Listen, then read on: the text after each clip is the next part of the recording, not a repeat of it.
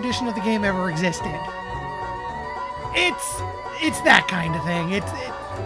Yeah. It's gonna be weird people strap in. After the Bayless disaster and the Lazoria Prehistoria incident on Killfather Island, the Restructured Department of Alcohol, Tobacco, and Super Science, ATS, is regarded as the first line of defense for the United States of America. The legacy of heroic ATS officer Jack Breyer, now deceased, looms over the officers of the rapidly growing agency, including a recent Postal Inspection Service transfer, J.J. Hardwell. J.J.'s first assignment as a member of the ATS brings him to the mansion of suspected super scientist Hunkin Dockwright III with one simple goal. Please, God, do not let me find any dinosaurs.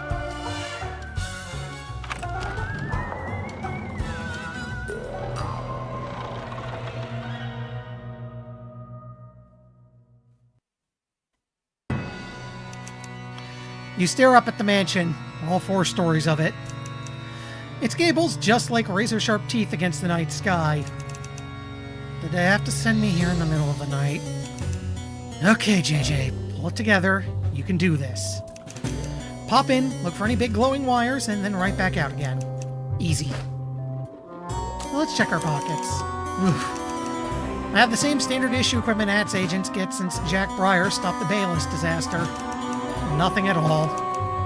I like to see the guy who wrote Equip All Agents with Wits and Identification come out here with nothing but a pair of sunglasses. See how he likes it. Observe the surroundings. Well, that's a little bit towards a trait. The house seems to exhale, matching your own breath. That's just the pipes creaking. Probably. Here we go. As you approach the gate, you realize it's extremely locked. Padlocks run up and down the gate, some linking back into other padlocks. As if that weren't enough, the gate appears to be welded shut. That's excessive. What to do? Think, JJ. So, if you've ever played Puzzle Quest, it's actually a lot like that. The rest of it we'll talk about when we get there. So, let's start matching some shit.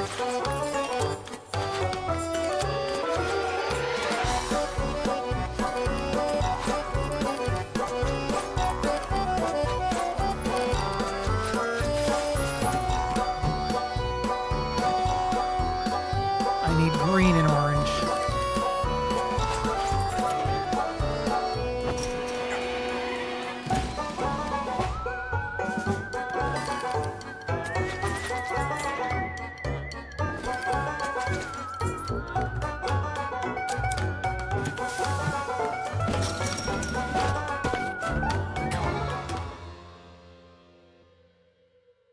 Nothing to it. Also, we are slowly developing a calf injury. You land on the other side of the gate with a gentle thwomp, carefully checking yourself for injury. Couple scrapes. Okay, nothing too bad. You stitch yourself up with the spare thread from your vest. It's not pretty, but it'll do most of the job. Good thing I paid attention at Nat's first aid seminar. Huh, that's our first trait. The walk from the front gate is a short one, pale stone outlined by twisted mint green plants. Checking your blind spots, you can't help but notice some of the plants resemble human limbs. That doesn't bode well. You knock on the door, only to find it swing inwards on creaking hinges. Even worse, that's even worse! You know what it is. You've read the field reports. That's, words fail you. Breath fails you. You grasp at the surroundings and find your muscles don't have the strength to close the door in time. Unable to resist the raptor's jaws, it clamps down on your vest and hurls you through the entryway.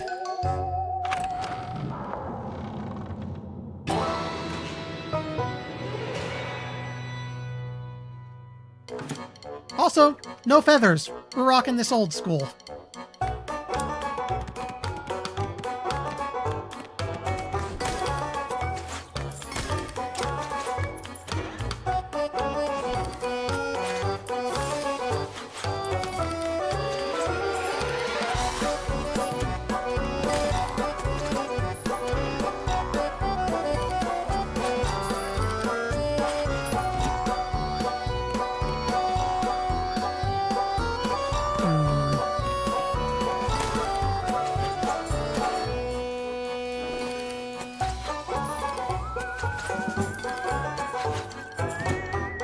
only thing I can really use right now are knives. And, well, first aid.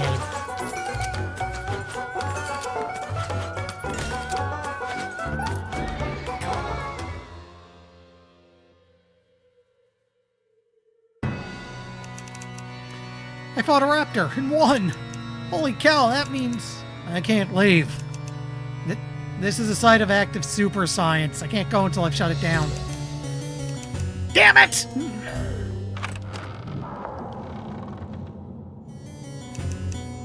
Speed walking through the manor, you find yourself at the end of a long corridor. Suits of armor stand at attention, flanking the path forward. Their vigil is a silent one until... No. In spite of your expectations, the suits of armor remain completely and utterly still. Huh. Given how badly this all started, I thought one of the suits would come alive or something. I guess that matches the field report from the Bayless disaster. No suits of walking armor there.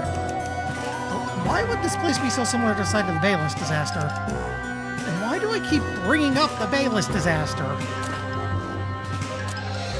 Let's remember his heroic sacrifice. Why do I keep thinking about Jack Pryor? This place is getting to me. I had to finish the mission and get out of here, man.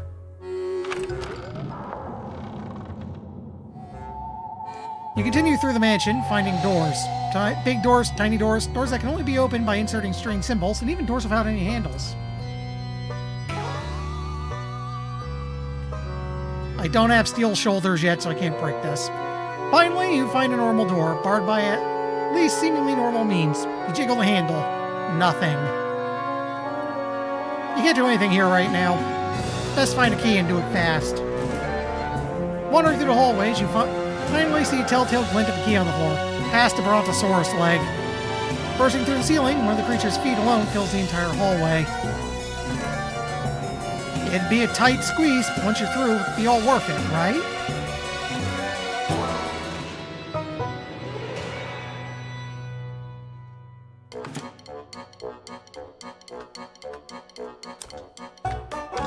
I want blue right now.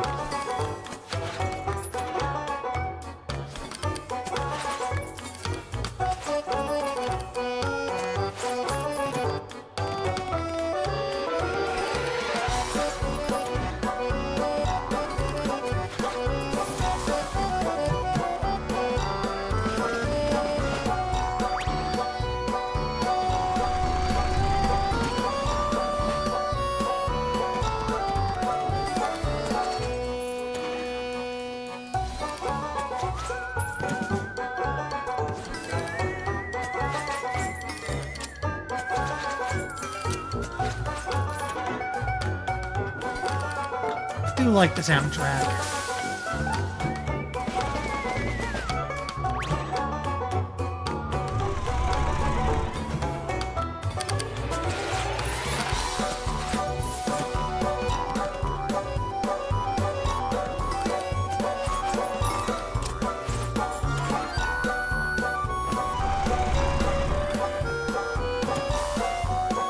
You know what?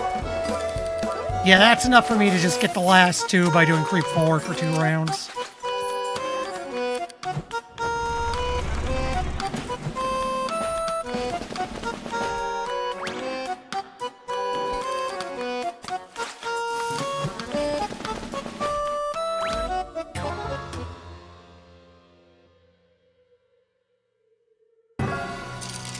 Collapsing onto the floor, you grab the key, only to find it crumbling in your hands. They're steel shoulders. Your shoulder throbs, your eyes sting for more than pain, and yet, something tells you should find that door again. So, because we have the steel shoulders straight now, we can open this. You slam the door off your shoulder, hard. It yields of a shower of splinters, rendered in glorious 4K. What's 4K? Why did you think of the term 4K? And why can you suddenly snap this door in half when it previously felt impossible?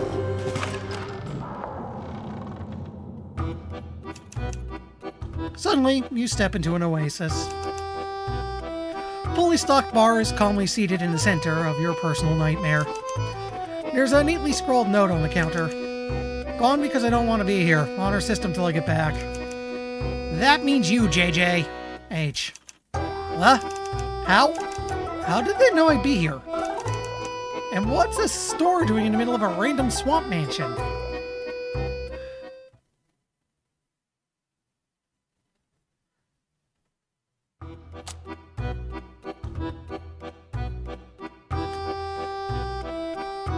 I don't think there's anything I can actually do in the shop right now. Well, I can get stuff. I have space for 2 small items, 1 large one. They're only selling small right now. Upgrades, that'll be for a little later. I will note I've done like the opening act of this game before I decided I'm going to be streaming it. So nothing's in the inventory. All it's left to do is explore.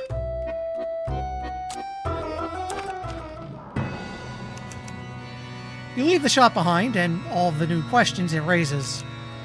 You're gonna stop hunking, get out of this mansion, grab some gelato, and forget any of this ever happened. But first, there's something about this hallway. I've seen this before. Where have I seen this before? You know where you've seen this before. This looks just like the hallway where Jack Breyer first encountered the Bayless T-Rex. Okay, sure, it looks the same. But the Bayless disaster happened 1,300 miles away. This isn't even architecturally feasible. The ground quakes beneath you. Cracks form in the walls and ceiling. No, you're dead. You died twice already. He's back.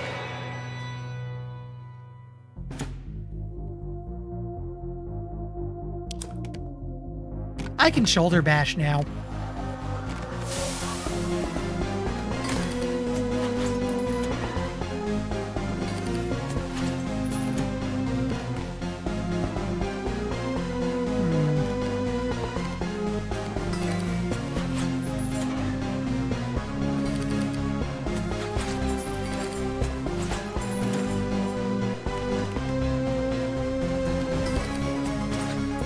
Kind of a mistake.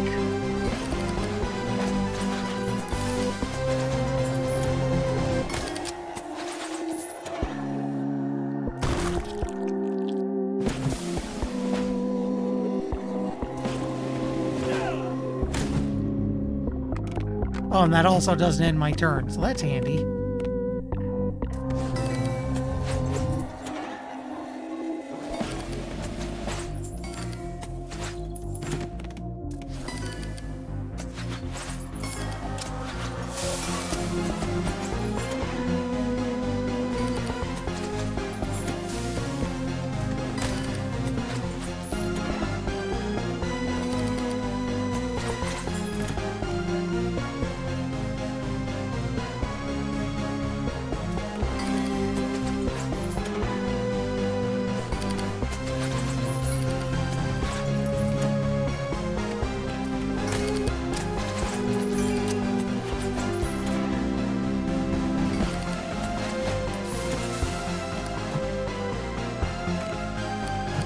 Shoulder bash.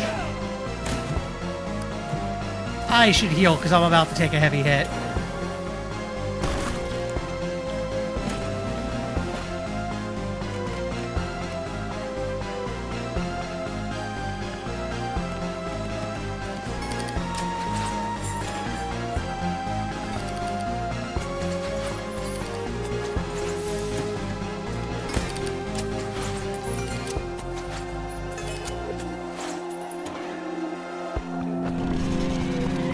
Oh, shit.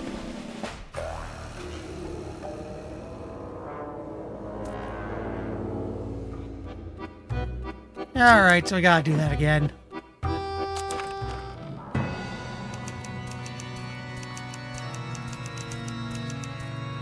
Actually, I could just fast forward.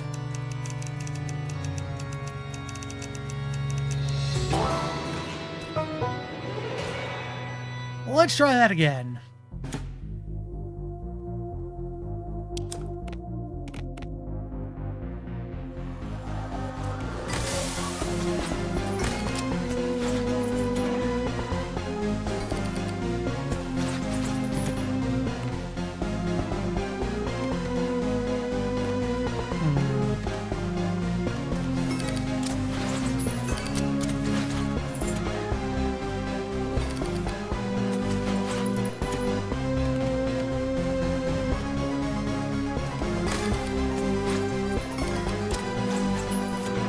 Okay, that's a shoulder bash set. Which I might as well always use ASAP, because I have nothing better to do. And it doesn't end my turn.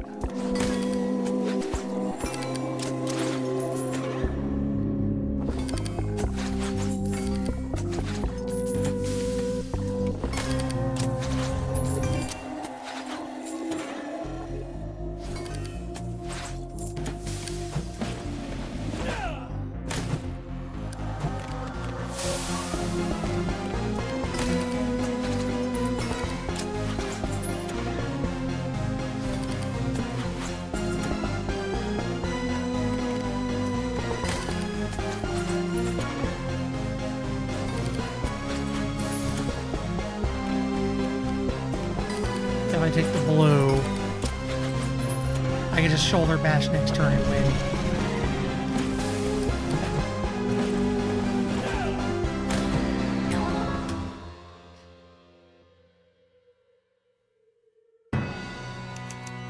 It's over. You blink, the zombie T-Rex lays, unmoving, in an avalanche of meat and rubble. I won? I actually won! I get to go home! You don't see the claw until it's too late.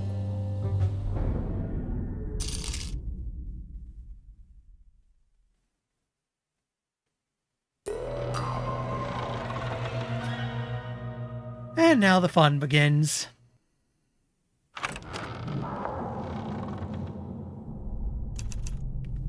Darkness. This must be what death feels like.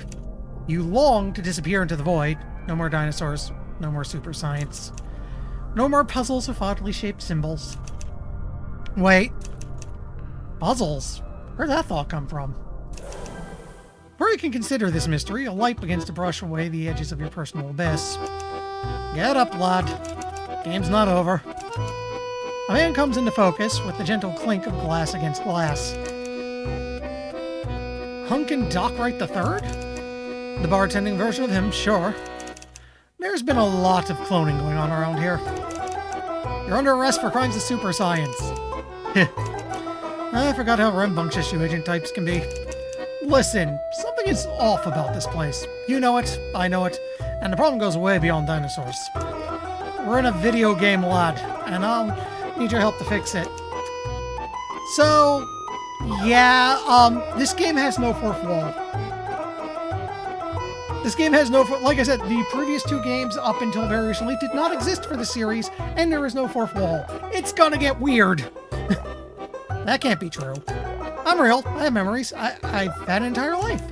Okay, Mr. I'm Totally Real. Here's a question for you. What's the first J in your name stand for? Ah, Jason. I was named after my mom's favorite brother. How sweet. Now, what's that second J stand for, champ? Well, it stands for... I don't know. Why can't I remember? Video games are made by developers, and game developers are fickle, fragile beings. As far as I can tell, they thought J.J. Hardwell was a perfect name for their hero, and came up with a cute backstory for the start. But then, in all the rush of development, they forgot to give you a middle name. I don't remember my mother's name. All I can think of is the name Mom. Yeah, I was hoping we could avoid the existential breakdown until later. But I had to kill the light in your eyes first, because it was annoying. Now that's taken care of. The place where you died was a demo. The developer slapped it together for some big event. And it's a house of cards that's breaking everything in the main project, including my bar. Track down the bugs, let me get back to mixing cool drinks, and you can figure out what life you want to live between playthroughs. Sound good? Why me? Because you're the hero. No matter how many gruesome deaths you experience, you'll come back good as new. Me, I get so much as a paper cut and I'm donezo. Do the deaths have to be gruesome? That's the price of immortality. It'll be simple. You'll start the demo again, only this time I'm going to put you in debug mode so you can remember things across deaths. I've died before and don't remember it? Yep, it's what heroes do. All you have to do is keep an eye out for anything unusual or flat out broken and fix it if you can. Think you can handle that? I mean, I guess I don't want our game to be broken. We're in debug mode. That's the spirit.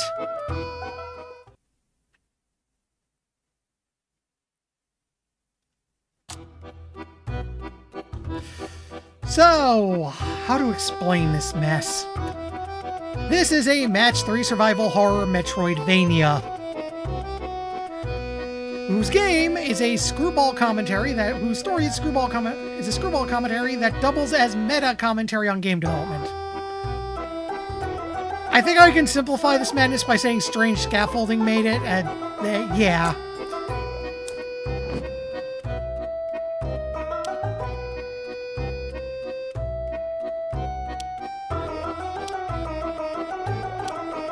I think we just continue from here.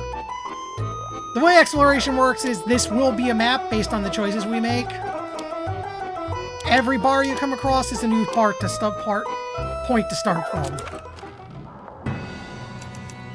I'd say it would make more sense later, but that's probably giving this game too much credit. You stare up at the mansion, all 4 stories of it. Gable's just like, I got it the first time! Hunkin said to look out for bugs, anything that seems unusual. Heck of a thing to be looking for, given the circumstances. So this is all a video game. That explains why I'm talking to myself so much. I mean, you could also be a streamer. Anyway. But did the developers really have to rip off the Bayless disaster in the first level? You scan the grounds and notice a path snaking around the side of the mansion's fence. Was that there before? Let's follow the trail. You pick your way along the fence, keeping your eyes on the ground. The trail takes you around the back of the mansion, and over a row of thorny vines obscures the rusted fence. And something glints beneath the foliage. Digging through the brush might hurt, but can you afford to ignore whatever's down there? Let's do this! Your forearms are... Oh hey, I have a cool scar now. Your forearms are clawed by thorns, but soon enough, you have your prize. Your pain is rewarded by a small, seemingly pocket-sized shotgun. This is cool, but who leaves fully loaded weapons lying around? Oh! Video games. Right! Time to get through the gates.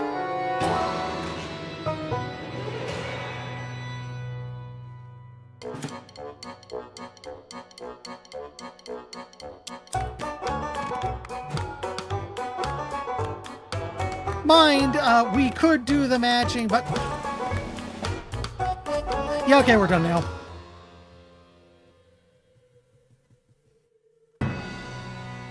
You dust yourself off as the gate clatters on the cobblestones. Hell yeah! As you approach the front door, a throaty purr reverberates through the lavish doorknob, and you know the source all too well.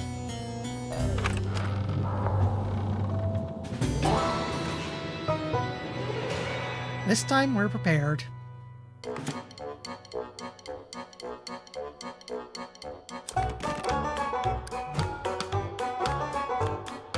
Why not use the shotgun?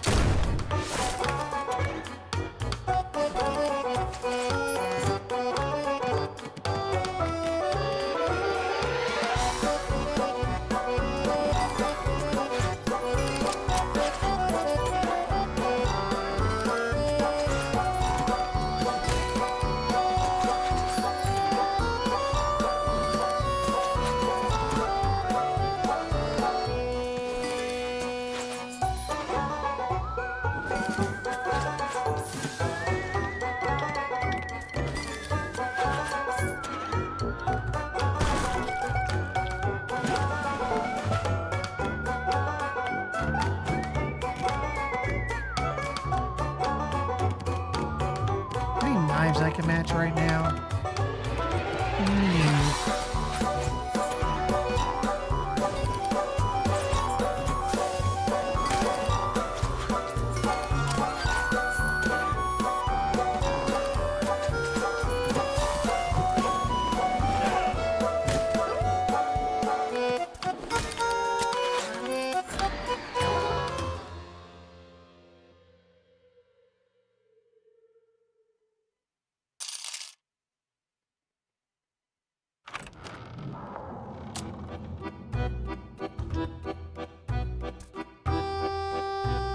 Oh, hey, upgrade stuff.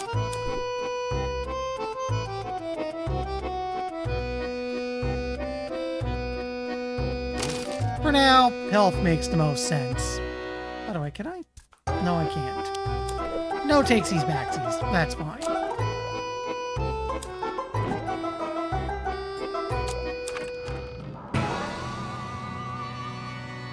Hunkin wanted you to find bugs. That probably means it's about time you explore your new home. You ascend the grand staircase. To your left extends a familiar corridor, lined with suits of armor.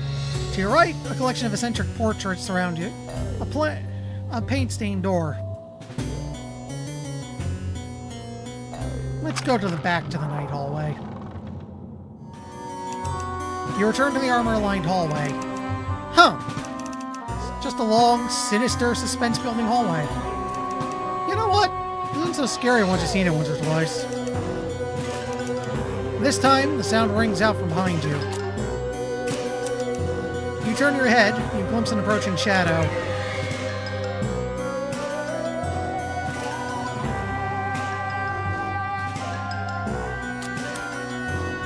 Your heart freezes in your chest. In the center of the corridor, blocking all exits, a suit of armor marches forward, sword held high. Apparently they can come to life. Defeat the moving armor.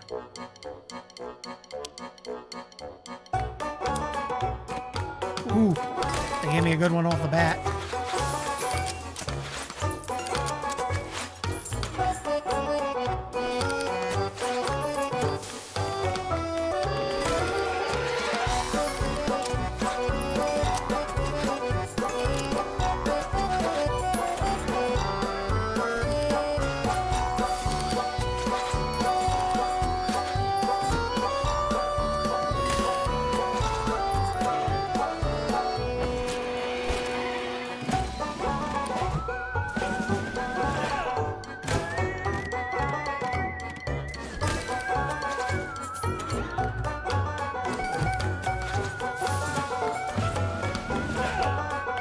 Easy enough.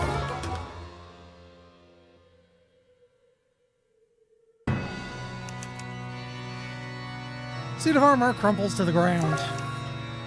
Your breath is shallow, you're shaking and sweating. We have become aware that we have a body. Closing your eyes for a moment, you inhale, then exhale, pausing at the top of every breath. Soon enough, your pulse normalizes, and you can again think. That night was not moving before, which means that the demo is changing. That isn't good.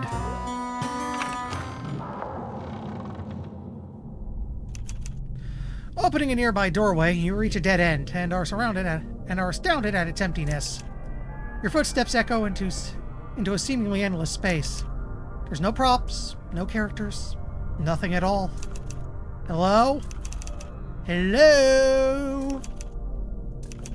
It's like they forgot about you. The hallway does not respond, but the slight tremble in your breath seems to reverberate down its empty corridors with a deep longing. I'll remember.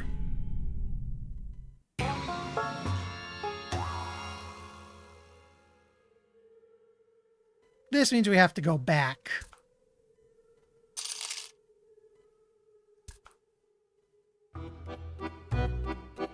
You know what?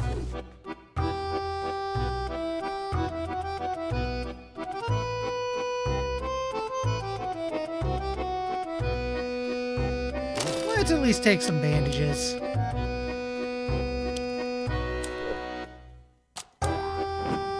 Really only one place to be right now.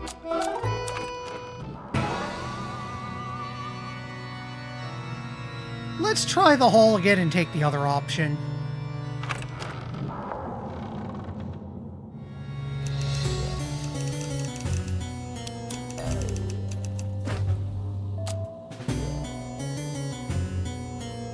The game does do you one favor. If you took an option already, they grayed out so you know you have done this. Faster. You move faster. You pump your legs. Goosebumps ripple across the back of your neck. Faster. Realizing the door nearest to you is locked, you have no choice but to face the suit of armor in deadly combat.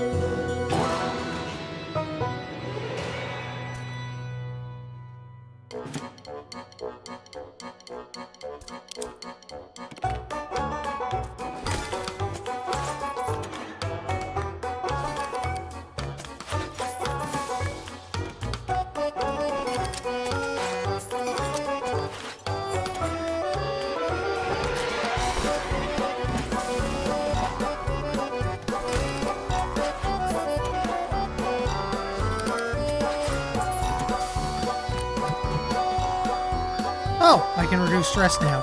Very useful.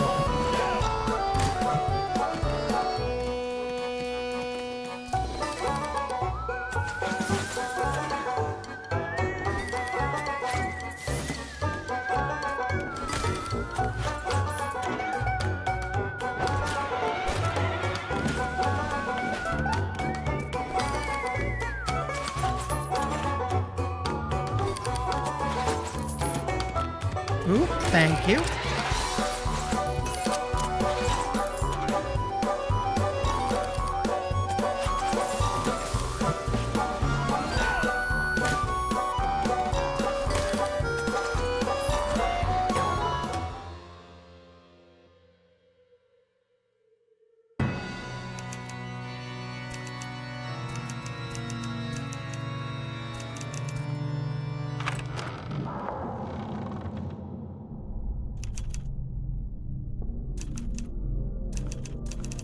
Okay, it looks like both options just lead to nothing.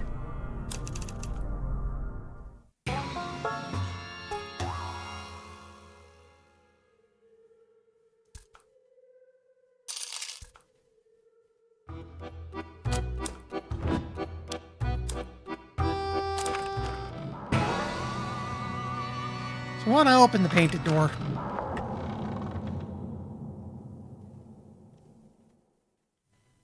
There's another branch. You find yourself in a room filled wall to wall with the work of an artist obsessed with the reptile form. As you admire some of the more colorful pieces, you get the sinking feeling that you're being watched.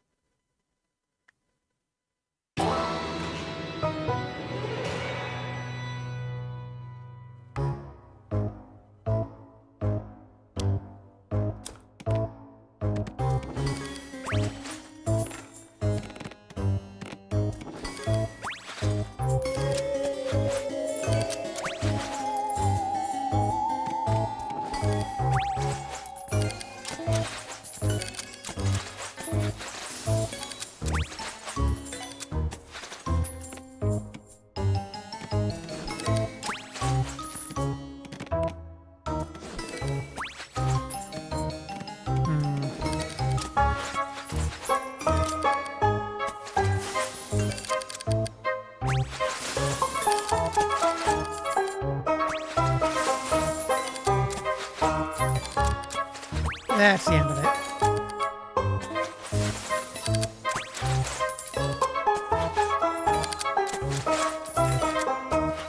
Game? Thank you.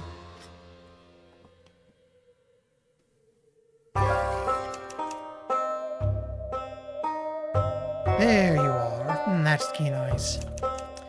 The bloodshot eyes of a feathered dinosaur glower at you from its frame. They look like they're screaming?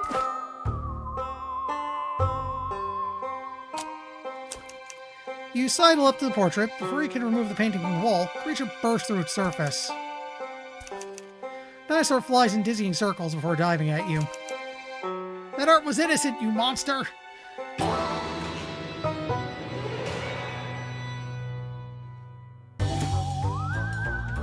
I think that was a Monty Python reference.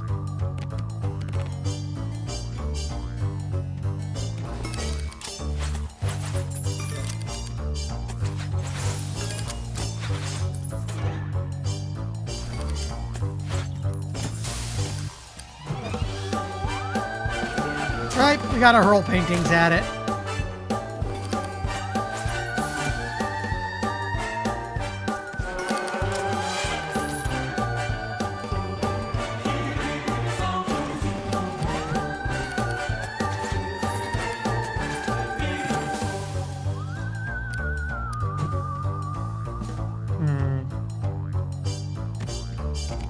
You know what?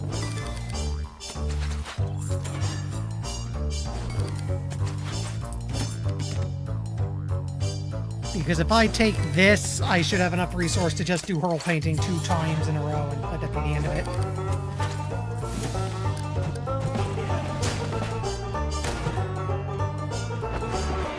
You're an ass.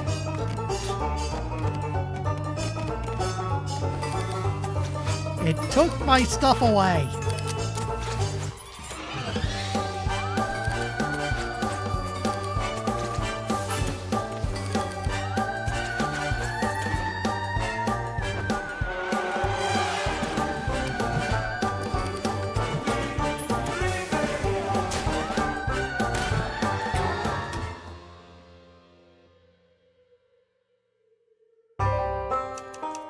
A cloud of feathers explodes into the air as the... I am not even going to try, falls to the ground.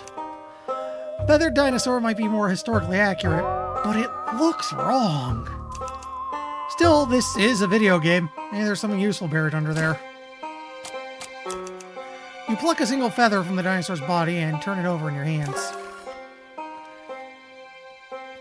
I'm a bird expert now.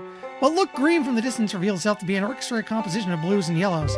Each strand of soft down has its own color and physics. So much detail that no one would ever notice.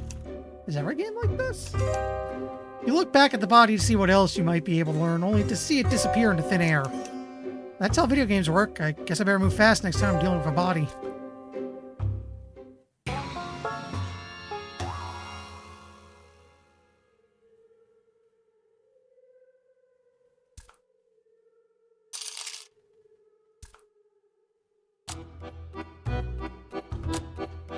I know there's something else we can grab if we take that route, so I'm gonna go do that. So when I open the painted door.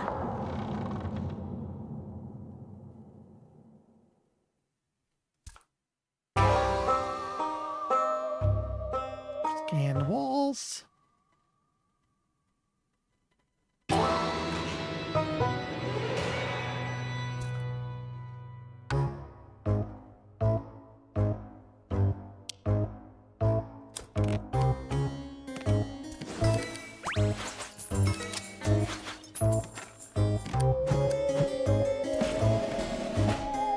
Oh, because I have keen eyes, so I can just end this now.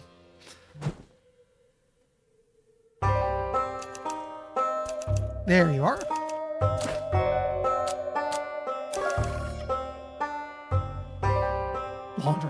Portrait blinks, but remains silent. Sidle up to the portrait before you can... Yeah, now it's picking up where we left off. And now I get to throw pictures at a dinosaur again.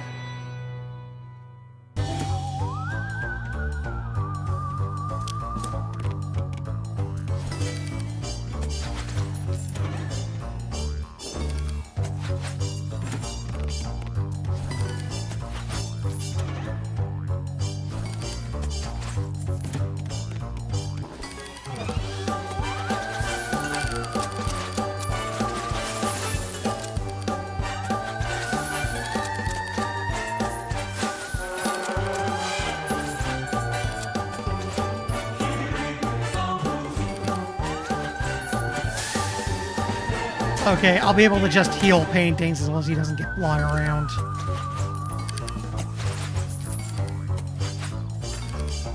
He's gonna fly around on his next turn.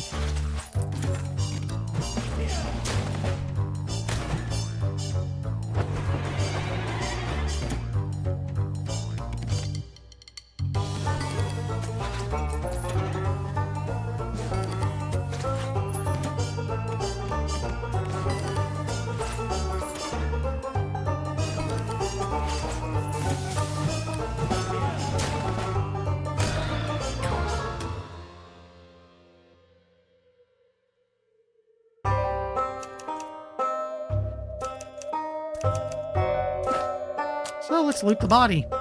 You plunge your hands into the corpse's feathered coat and rake your fingers through the plumage. You're starting to feel silly and a little ghoulish when your pinky brushes against cool metal. What the... How's a gun this large fit inside? You know what? Never mind. Look back at the body to see what else you might be able to learn, only to see it disappear into thin air.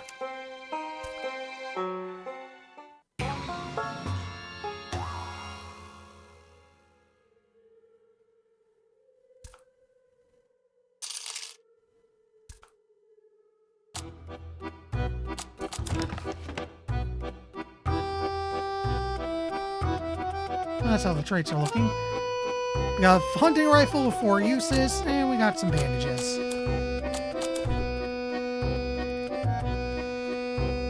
And it looks like now that I found a hunting rifle, I can buy more.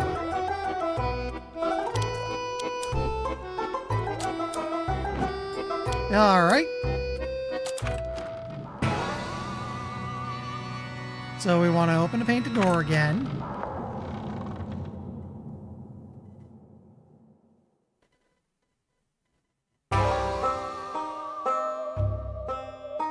wander out the gallery and nope!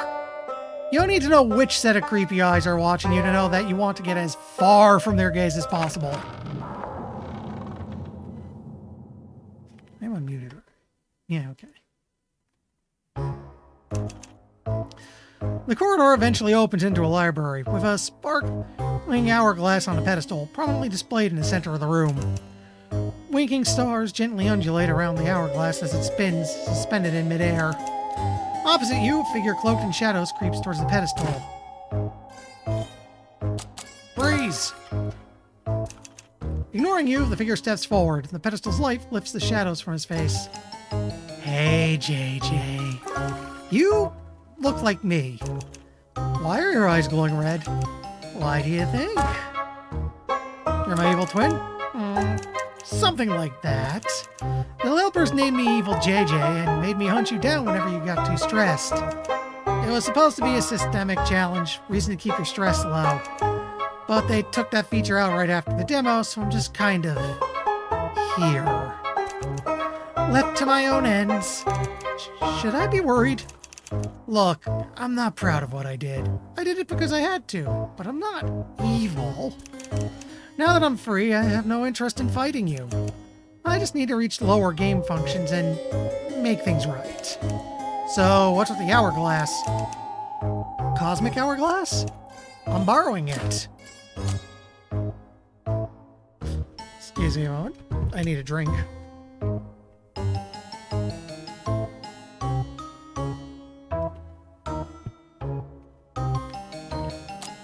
So, what does it do?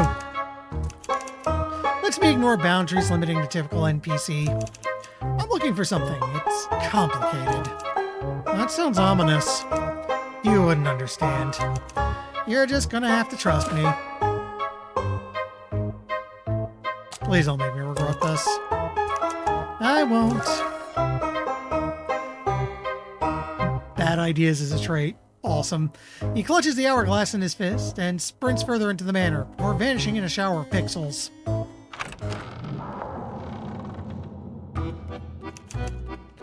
Bartender Hunkin twists a stained rag around the misted glass.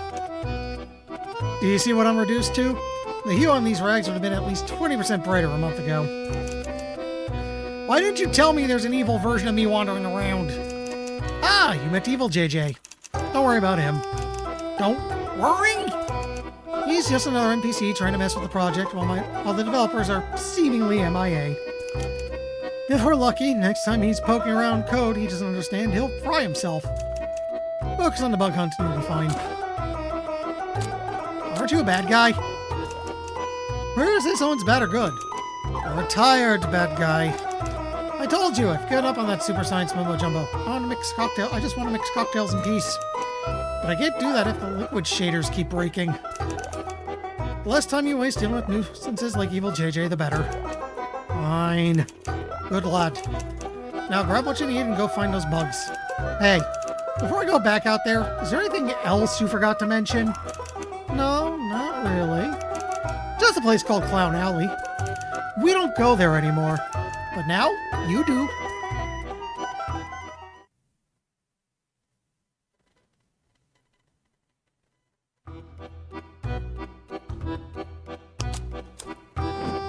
So hey, we got a new starting point for Clown Alley.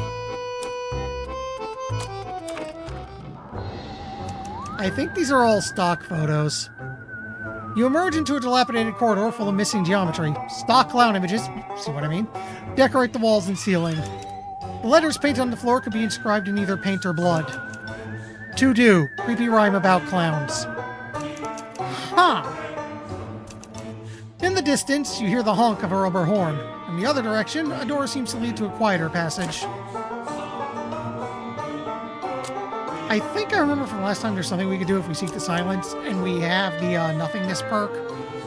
As you begin to trudge down the remaining hallway, you realize that it ends in a dead end about 20 feet ahead of you. Contained at 20 feet is a lot of nothing. A single door directly to your right seems to lead somewhere. We have knowledge of emptiness. Let's go down the empty hallway. The developers wouldn't make two empty hallways, would they? You take a few steps into the empty hallway. So many forgotten places. Poetry of silence, intentional and not. At that moment, you enter an invisible trigger zone. A panel opens to your left, and a giant boxing glove on a spring knocks you through the opposite wall for a loud boing.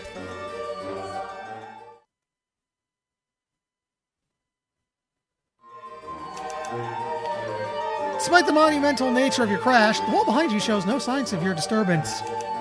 It's in my head. Where am I? A sign on the wall reads, Pie Storage. Sure enough, the walls of the room are stacked floor to ceiling with pies. I guess this is where all the pies in the game come from? Jeez, that's so many. Honk. Where's that coming from? Honk, honk. I'm not scared, in case you're wondering. I just had questions. A pterodactyl wearing clown makeup swoops down from above. It opens its mouth to screech in its place. Honk. It's like a goose. And we gotta throw pies at it.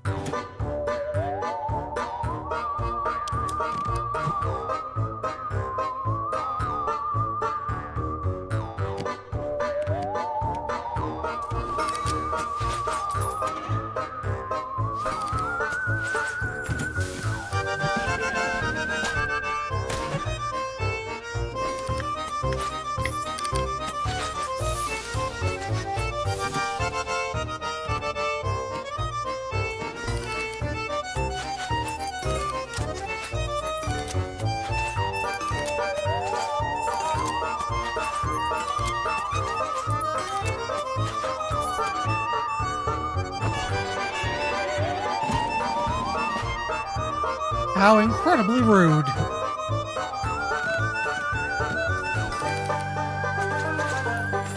It's gonna fly around.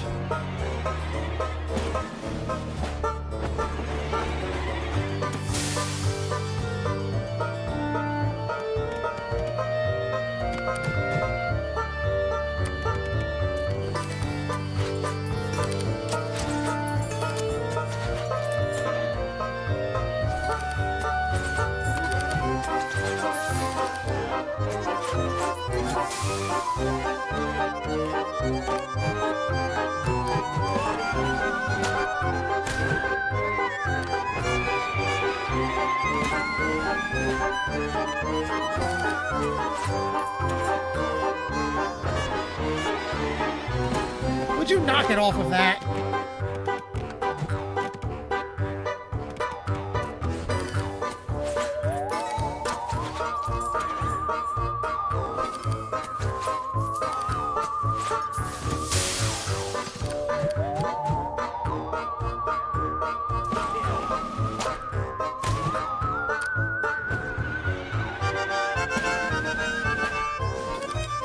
Okay, I can just roll a pie and be done with this.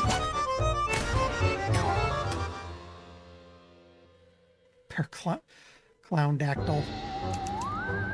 As the clown-dactyl falls out of the sky, its limbs stretch and contort in every direction as physics take over. If that's not a bug, I don't know what is. You breathe a sigh of relief and head back towards the bar, hoping you've seen the last of Clown Alley. That's when you notice the vault door. Imposing in metal, you get the feeling it's locked tight.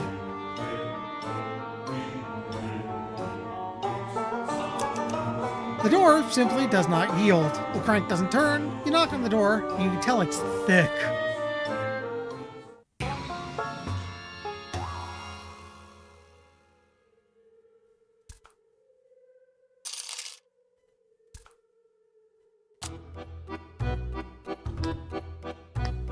Oh hey, got some upgrade juice.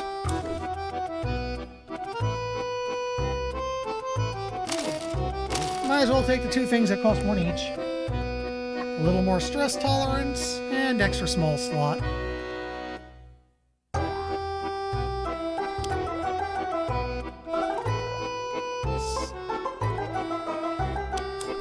I don't think I need a pocket shotgun when I've got a hunting rifle. And I haven't had much need to heal myself yet.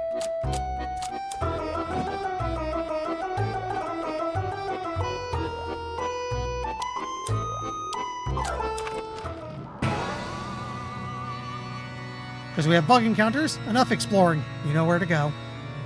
You've seen plenty of odd events in your wanderings, but even more than that, you found some of the walls in the mansion tremble. No clear source of their disturbance. Returning to the ground floor, you pick a direction, with a good feeling that you're about to unveil the largest bug yet. Following the trembling walls, you emerge in a greenhouse. Smells of moisture and ancient dust. Rows of dangerous-looking plants line the floor. Their roots spilling out of the soil beds like the hands of disturbed corpses. What kind of horrific reptile plant mutants did developers intend for you to face here? In the mud, you see fresh footprints of a large dinosaur and realize you're about to find out.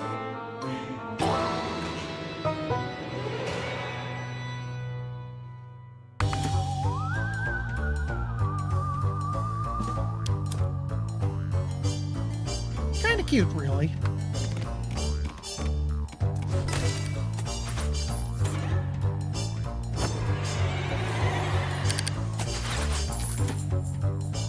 How annoying.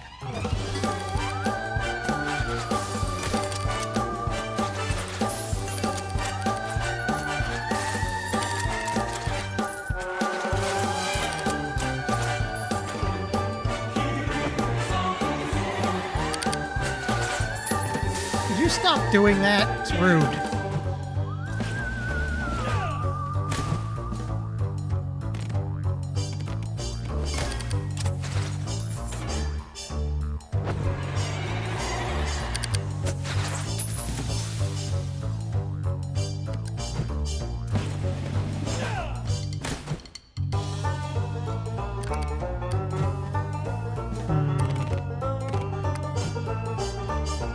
Seven damage, so it won't kill me. I'm gonna have to tank it.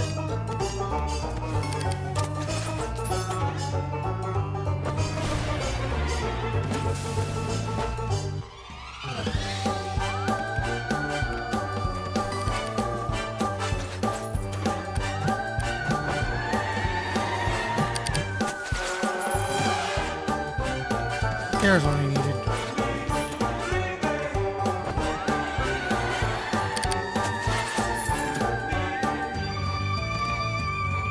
Okay, I can't really toy with this guy, so we're just gonna hunting rifle him.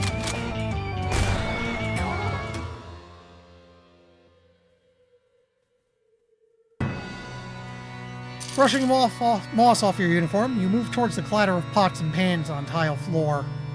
That's been ringing through the mansion. The kitchen.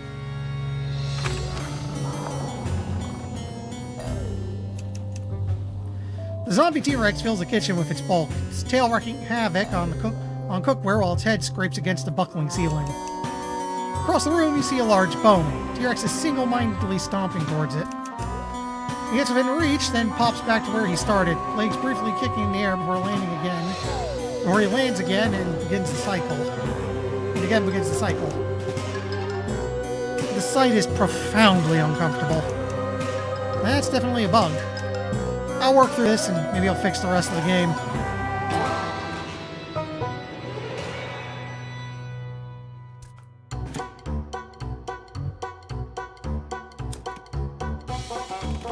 So I need enough to grab the bone.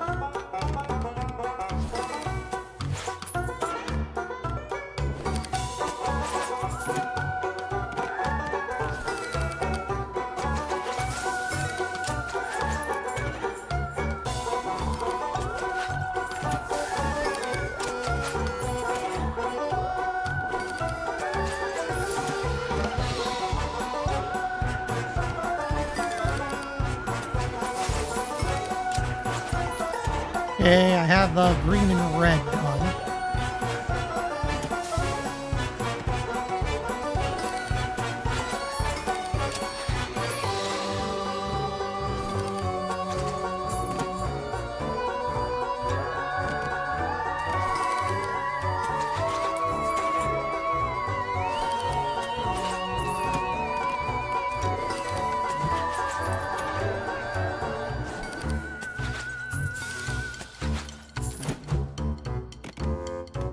Some of this is gonna suck.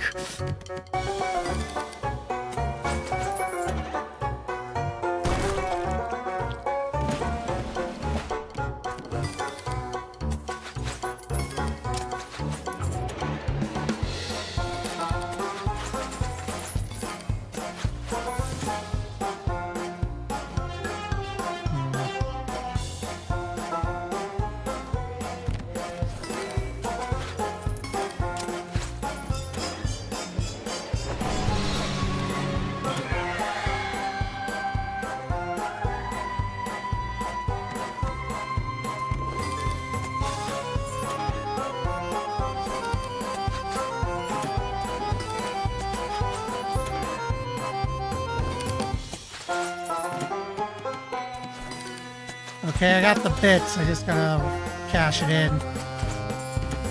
We're done.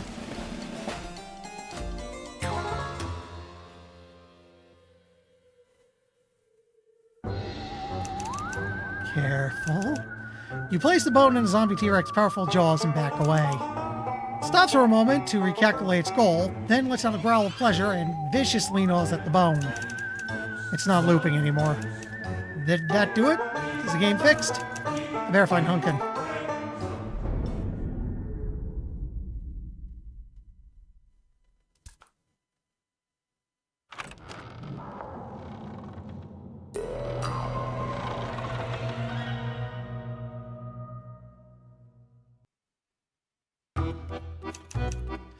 You return to the bar. Bartender Hunkin is absentmindedly cleaning a glass behind the counter. My liquid shaders are still broken. I'm assuming that fixing that thrown together event demo didn't solve the problem. I just saw a T-Rex on in a time loop.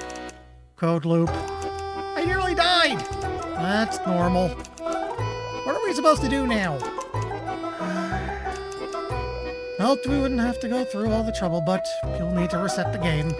Of course, to reset the game, you need to beat the final boss. And you can't do that the normal way because the T-Rex is broken. The final boss isn't the T-Rex from the first game? Ah! No, that would make too much sense. And it wouldn't set up a sequel. That said, let's see if we can find a way around that with the debug functions. Bartender Hunkin pulls out a hefty manual and plops it down on the bar top with a dull thud. He begins to skim through it, nodding to himself. Excuse me, need a little water.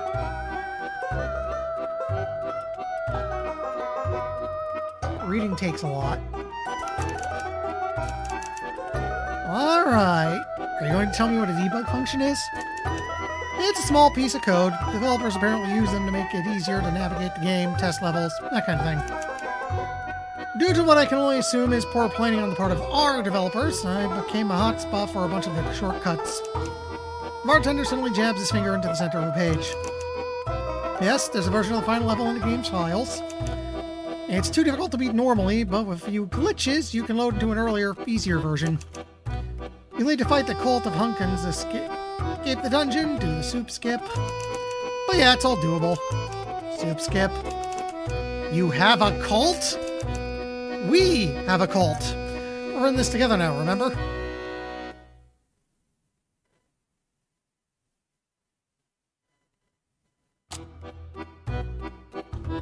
But before we push forward,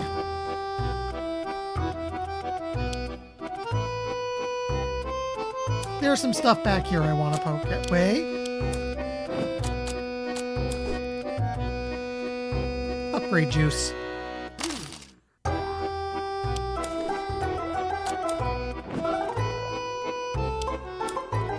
So let's see if I can figure out where the match is. We open the painted door.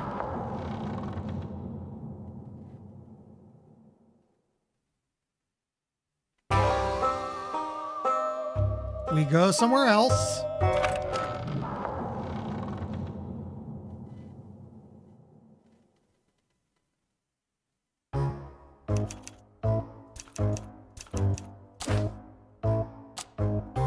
Where are you? Ignoring you, the figure steps forward. The pedestal's light shifts the shadows from his face. Yeah, we go. You're a bug? Or like a vestigial feature. First name me Evil JJ and maybe hunt you down whenever you got to. We kind of been through this.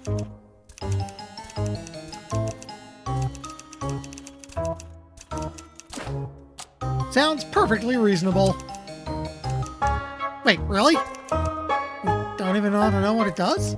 Well, should I? Never mind. Go to the hourglass and sprint.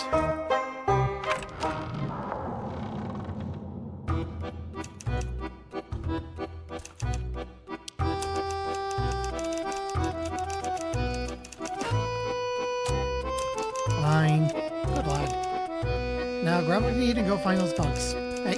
Okay, yeah, this is about Clown Alley.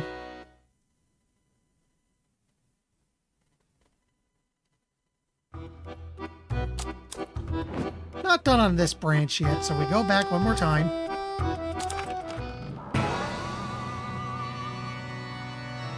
Paint the doors.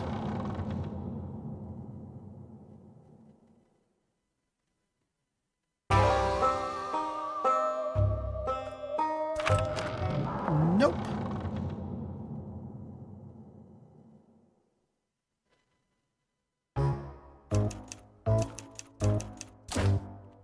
Hands off the hourglass.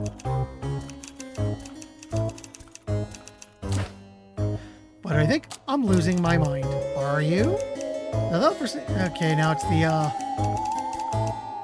the one thing that sucks about having to go back through stuff a lot is you can kind of see where things repeat a lot. Like, that my response to what do you think, it literally does not matter.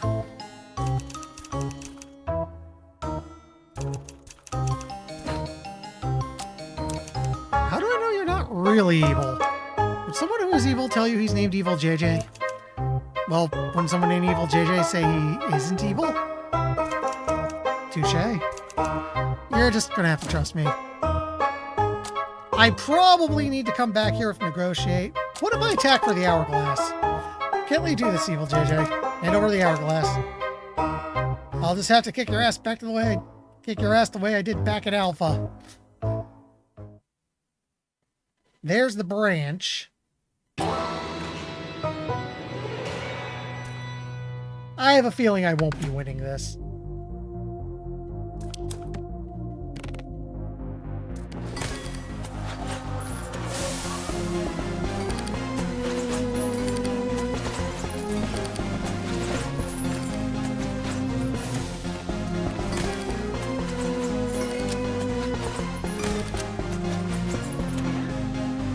Yeah, he's got double my health.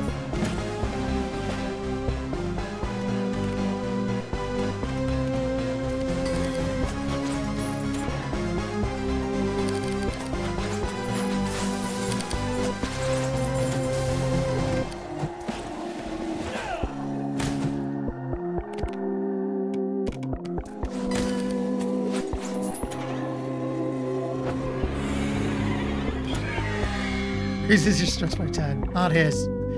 Not his. Sorry.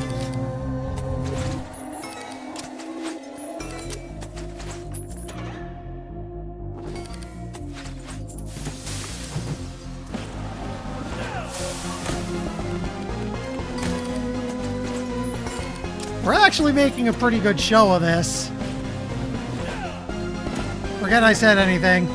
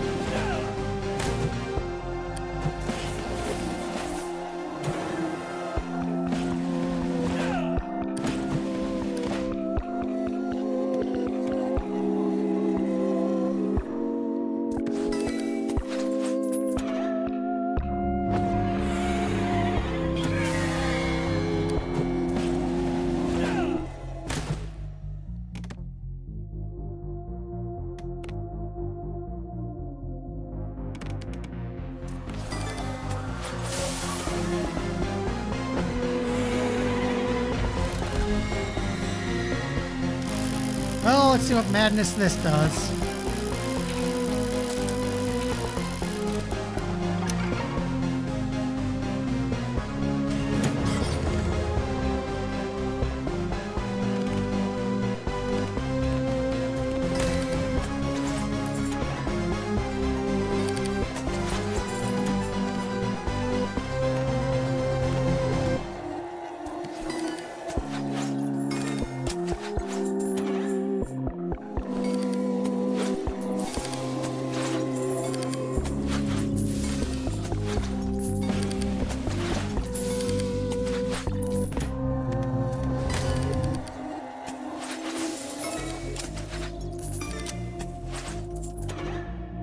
Yeah, he's just gonna shoulder bash him dead.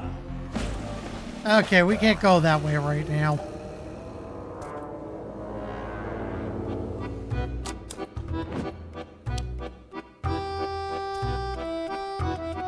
There's a couple routes up here still.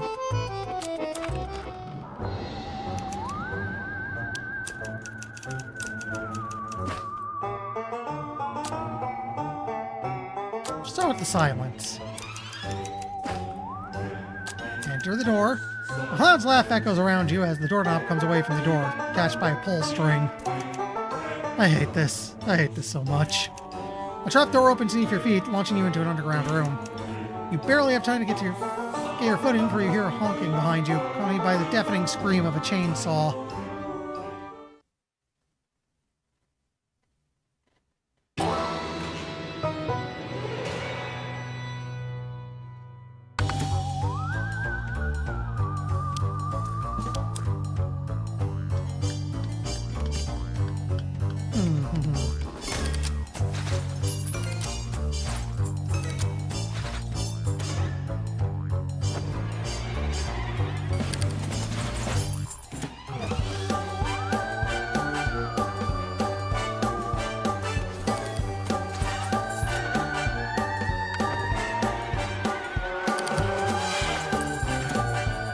So I need to sucker punch him 3 times.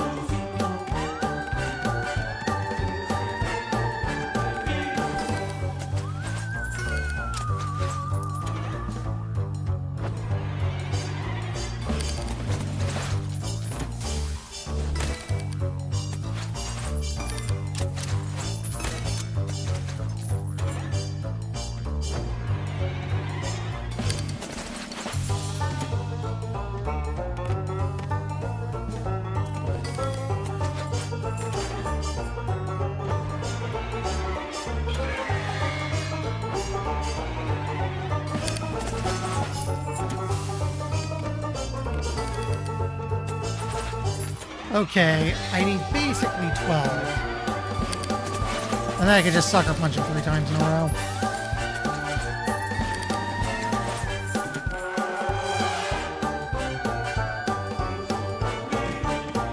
You know what? Take that. You got the knives going. Oof.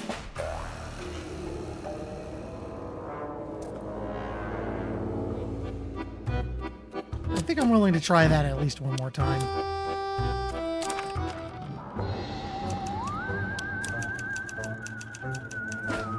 So I'm going to seek the silence. Enter the door.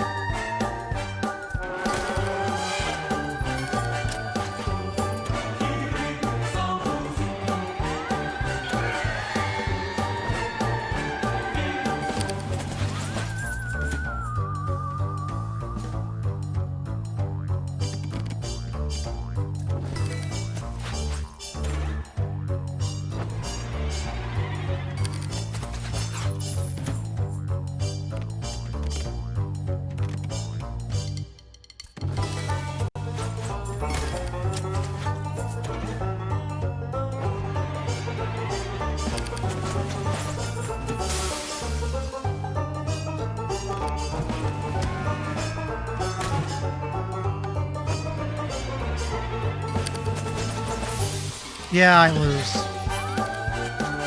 I wonder if I can gain an ability somewhere to take symbols away from him, because that seems to be the big problem.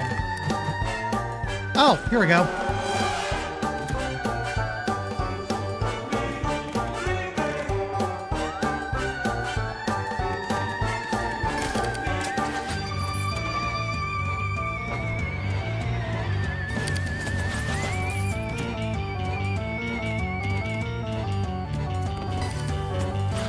Here, boost up another hide.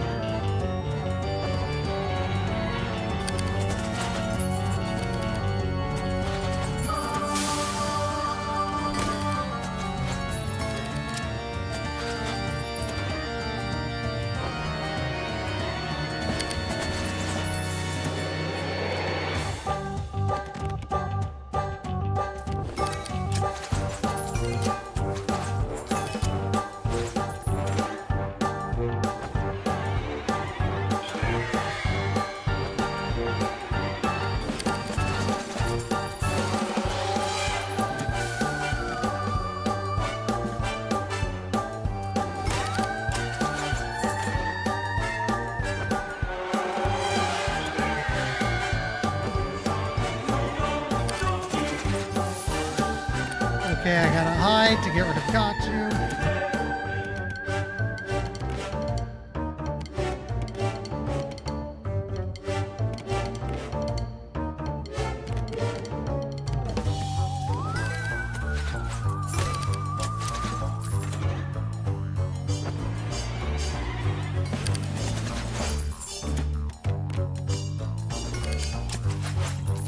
Okay, I need a little more blue and then I can finish this.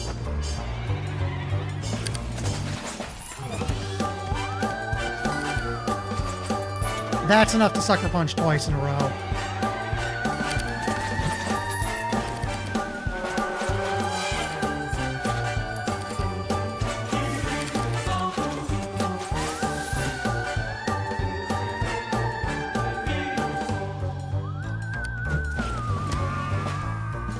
Small chance he kills me next turn.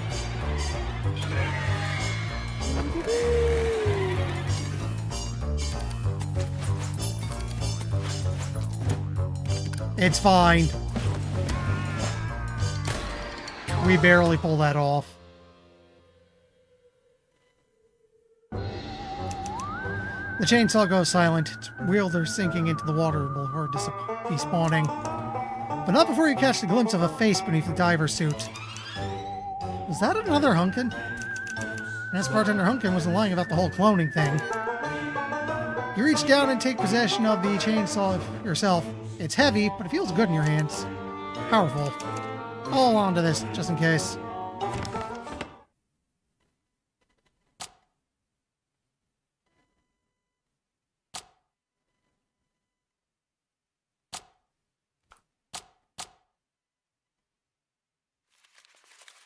Right now, I can always buy a new hunting rifle if I ever need it.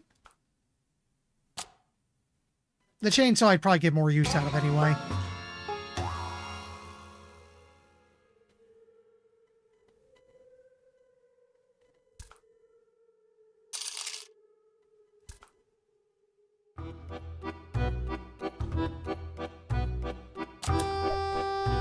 Yeah, I can buy chainsaws.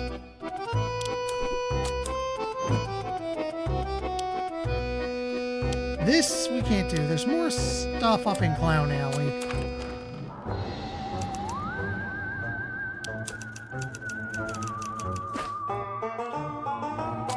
We should seek the honking. You make your way towards the honking when suddenly you feel pressure on your shin. On me without developing calf injury. You finish stepping without a second thought. Ah, shoot. A bomb goes off right next to you, inexplicably leaving the room intact, but severely damaging you in the process. A sea of wires linked to improvised explosives become apparent to you. I was so focused on the honking, I didn't even notice. Ordnance disposal is standard ATS fieldwork, though. This shouldn't be a problem.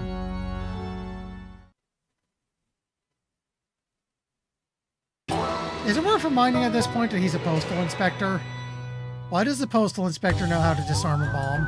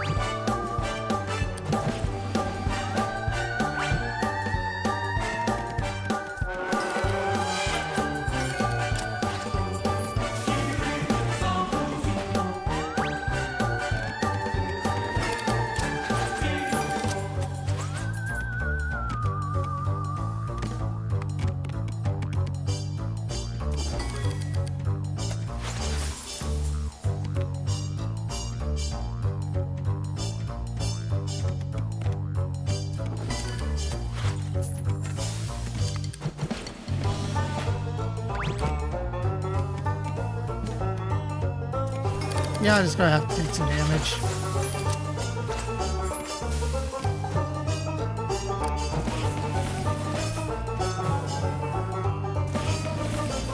Since there's no real turns here, I can at least get some health back with that.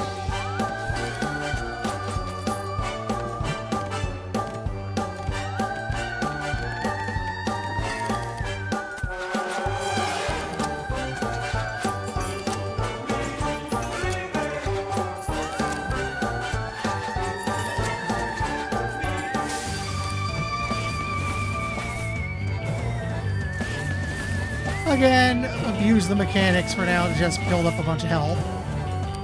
And then we finish this.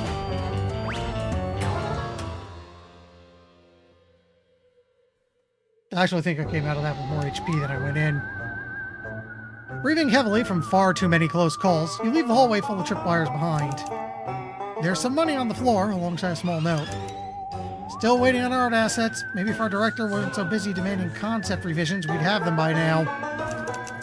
That is a hell of a thing to write into the game files. Hope they're doing alright. Pocket the pile of money left by a disgruntled developer for Grunt's satisfaction.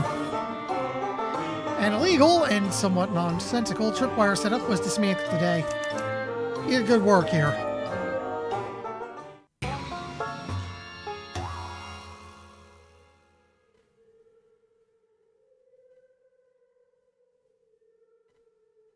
There's something else. I think it's past the silence door.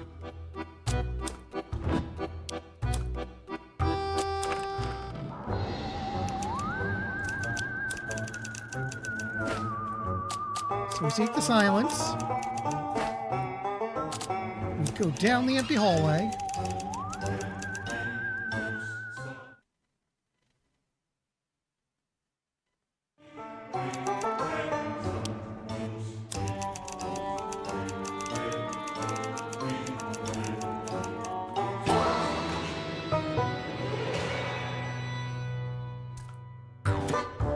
And now we throw pies at a clown dinosaur. Again. As you do.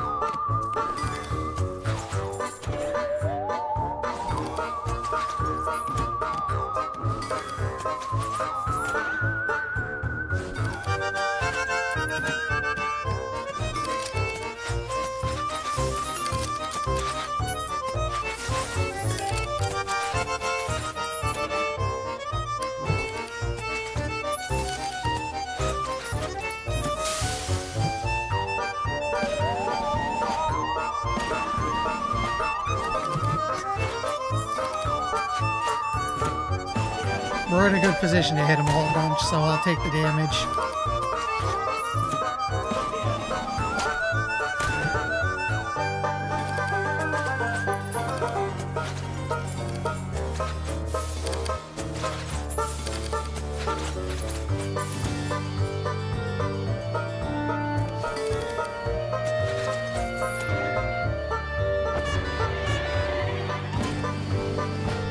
How distinctly annoying.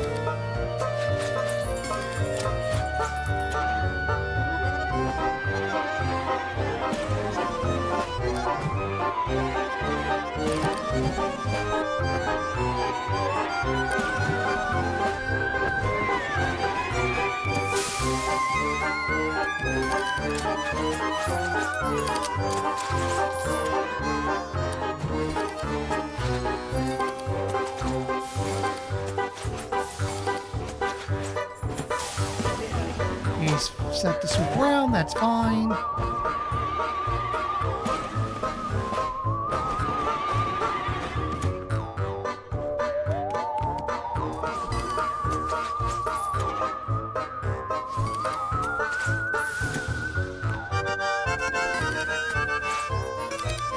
Okay, I'm all set to finish this. I just need him to not stun me.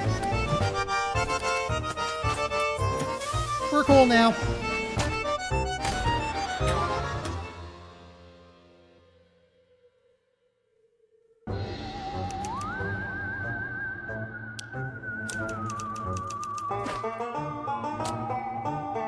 I'll let it stay locked.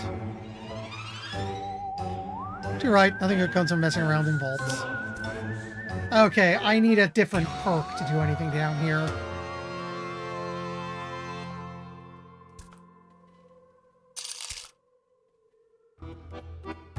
Which means... we gotta start heading south.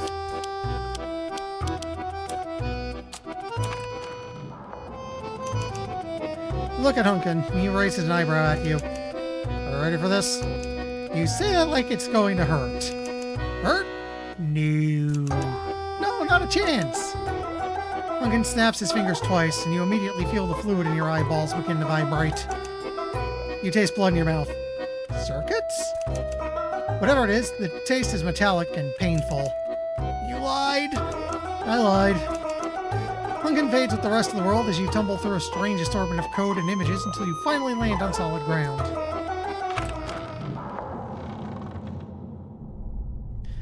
Blinking away the glitch that brought you here, you find yourself in a dusty crawl space. A mildew-tinged breeze wafts from the candle-lit arena ahead.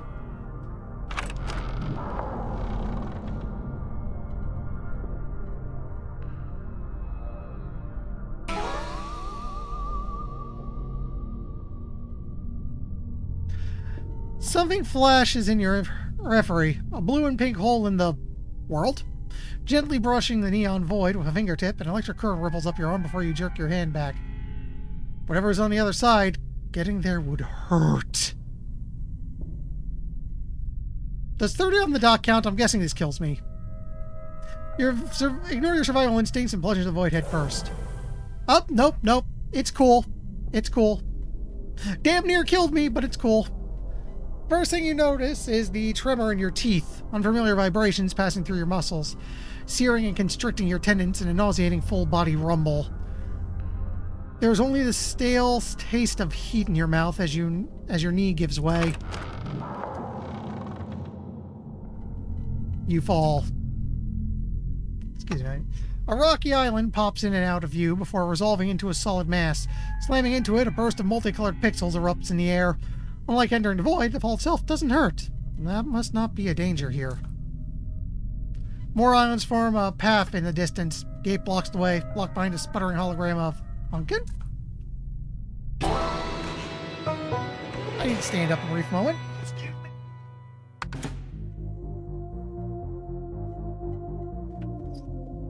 Match your opponent's most matched symbols.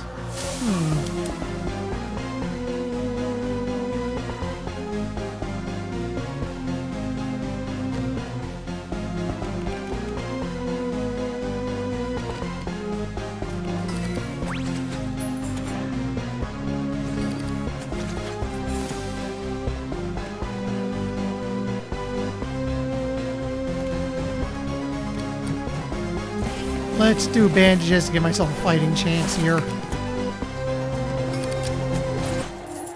I can't match him right now.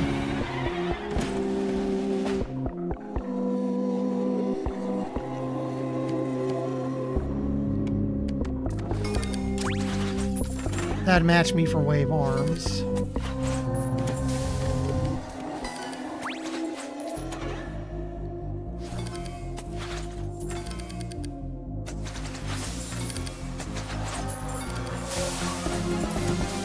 Most right now would be orange.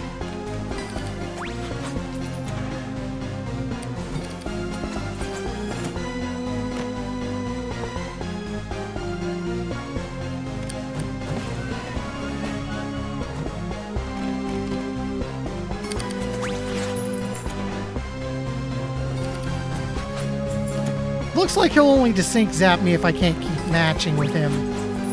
There we go.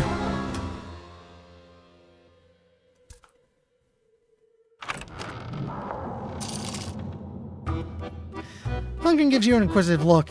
He sighs and returns to his shaders.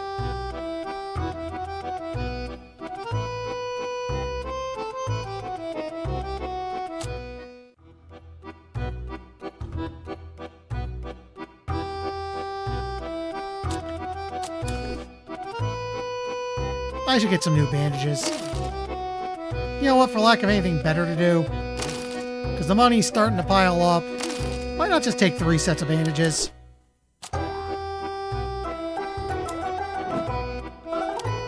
We could continue from here, but what happens if I go for the final boss instead?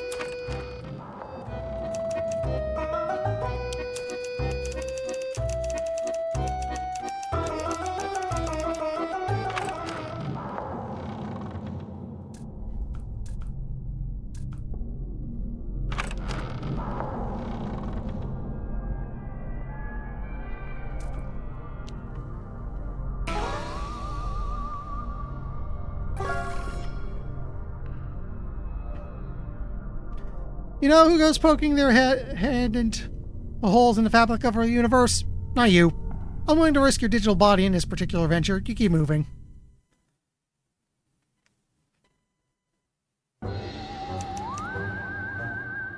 Crouching to step through the passageway, you find the boss arena cold, still smelling of decay despite a gaping hole in the ceiling exposing the scene to night air.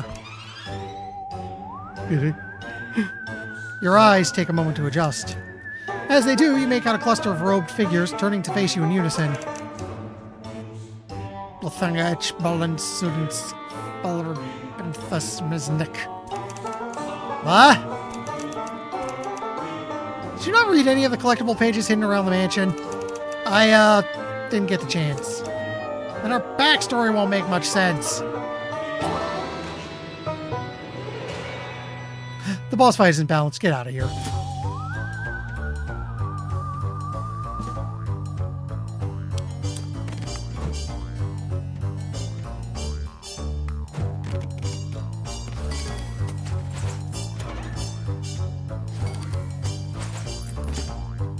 So I want the monitor when I can.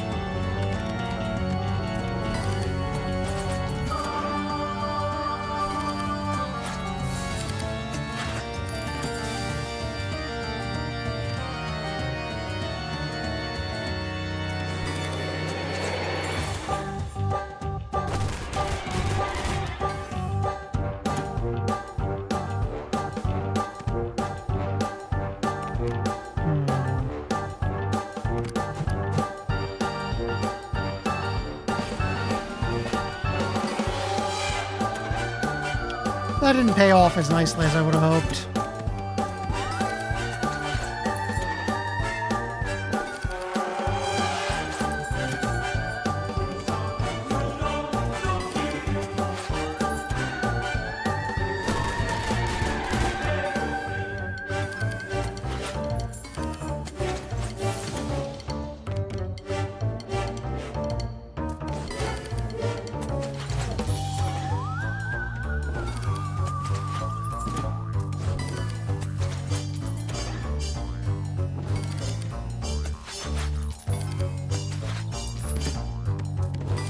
Okay, I think that's enough for me to just keep doing jump into walls now.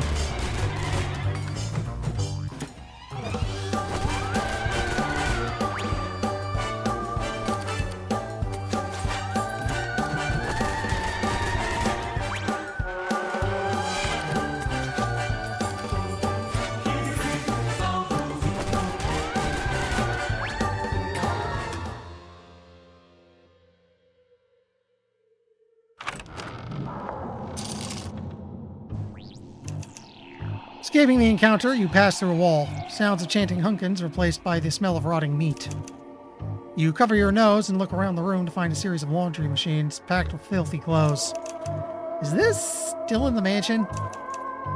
At the far end of the room, you can see a wall of jail cells. A man sitting in the corner of the furthest cell, hanging his head next to a bowl of soup. And in front of him, there's a dinosaur with a handgun blinking heavily. Freeze! You freeze! I've got a gun! Oh God, you talk. Yes? I mean, drop your weapon, please. Or I could shoot you. And I can make sure I'm real close when I do it, so it hurts. Quick as lightning, the guard scurries up to you, ready to strike. Look out, he's got a gun.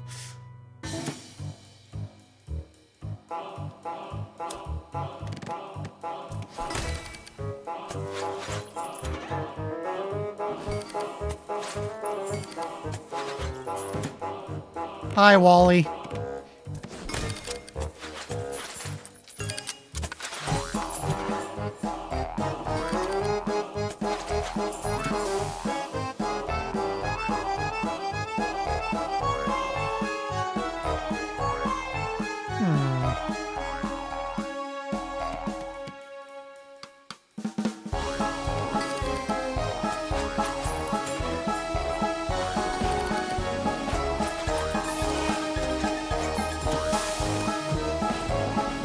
I'm just gonna take all the symbols.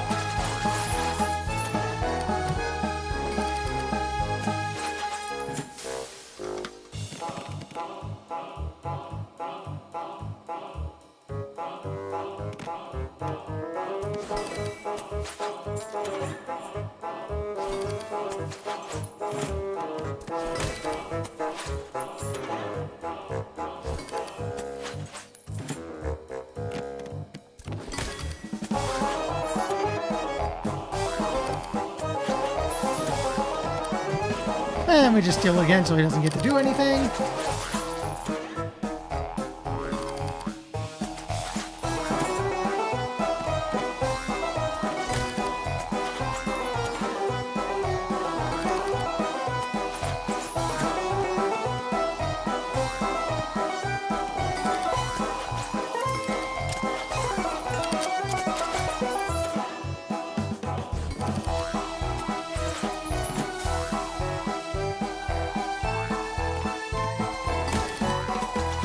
I think next turn I could just... No. Yeah, next turn I could just double bash and be done with it. So, shoulder bash. And we shoulder bash again, and it's over.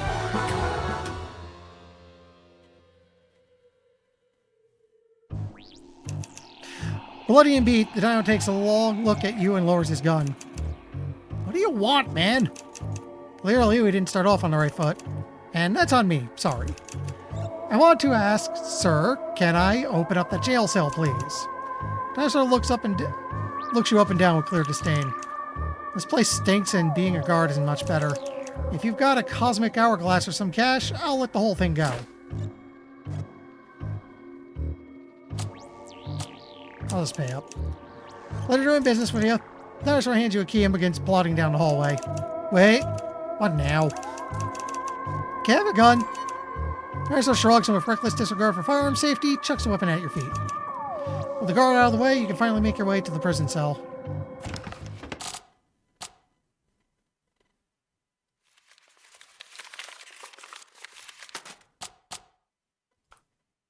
This ensures I'll be able to buy them if I need to later on. You approach the jail cell and an eerie feeling comes over you. Shape of the prisoner's body is familiar. You've seen it in the mirror. The man looks up at you, but doesn't seem to share the same unease. If anything, he looks annoyed. If it isn't my better half. You! What are you doing in jail? Since Hunkin's been teleporting you all over the place, and the code of this game is a freaking mess, and it's been moving around to anyone else named JJ, too. Ooh. Yeah. Oh. I was already struggling to reach lower game functions, and now I'm stuck here. Sorry about that. Look, I maintain what I said before. I'm not evil. I know you're looking for the bowl of soup, and I have it. I'm going to give it to you with no strings attached. Well, thank you. That's great. But as soon as you grab it, you're going to trigger an event that's going to teleport you out there. Here. Even better, right? No, because that'll leave me trapped in here. Unless you let me out first. So, a string. I wouldn't call it a string. Why do you want to reach the lower game function so badly? That's my business. Right. Okay, this is getting a little stupid. Evil JJ slides the soup out of the cell through the slot in the bottom of the prison door. If I'm evil JJ, that must make you good JJ, right? Now open the door. Is this bad ideas? You insert the guard's key into the cell lock and turn it after a breath of hesitation.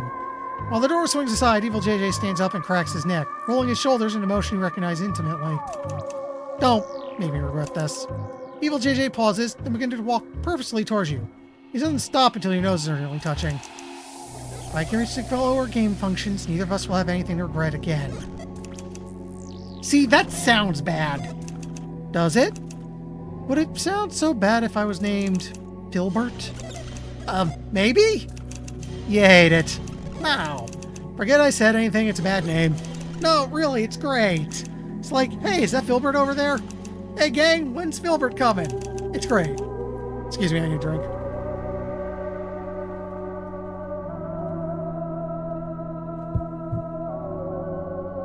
Evil JJ looks down, an unknowable emotion crossing his face. You're alright, JJ. Filbert is a trait, of course. He picks up the soup and holds it out to you with both hands. You take it from him, sharing a brief final glance as your body begins to spark and shake with glitching static. And then the world is gone again.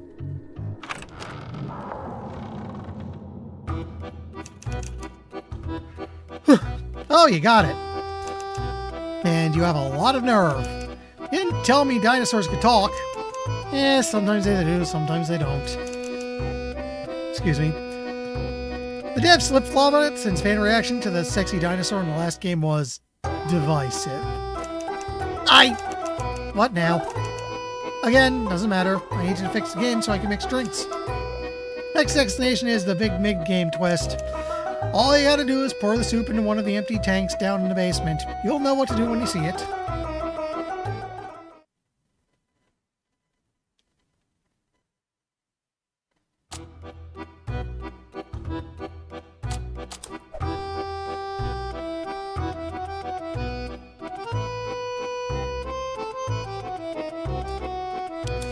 But what if I go the other way? Where we kind of walk through the void for a moment. You hop from island to island. Some are covered in detailed, bumpy textures. Others are just flat, gridded rectangles.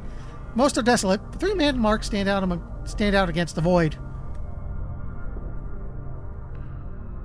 Okay, I'm going here just simply because giant toilet is too weird to ignore.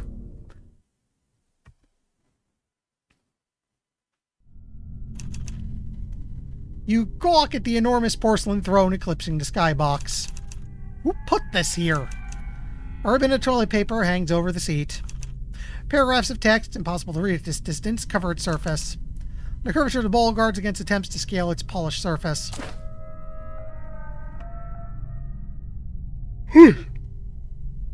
So now we know there's a trait called hacker blood. I'm stumped. I should come back. There must be some way I can read this later. You turn, then movement catches your periphery. Beyond the toilet, a column of smoke rises in the distance. Feel primal fear inside you as you look at it. Also, constant sense of dread is a perk we can have. That's interesting. The smoke is strangely foreboding. You choose to leave it alone.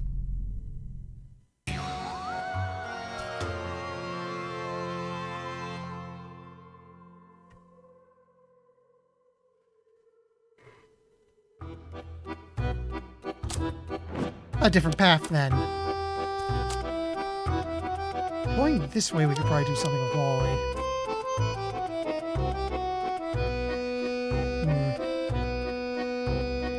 I wonder what the difference between lit-up paths and faded are. Unless the lit-up one is just supposed to show what path I've taken from the beginning to get here.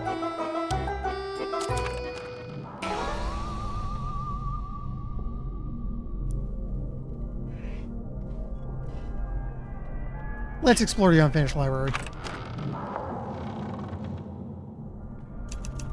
Yep, that is a library, and it is clearly unfinished.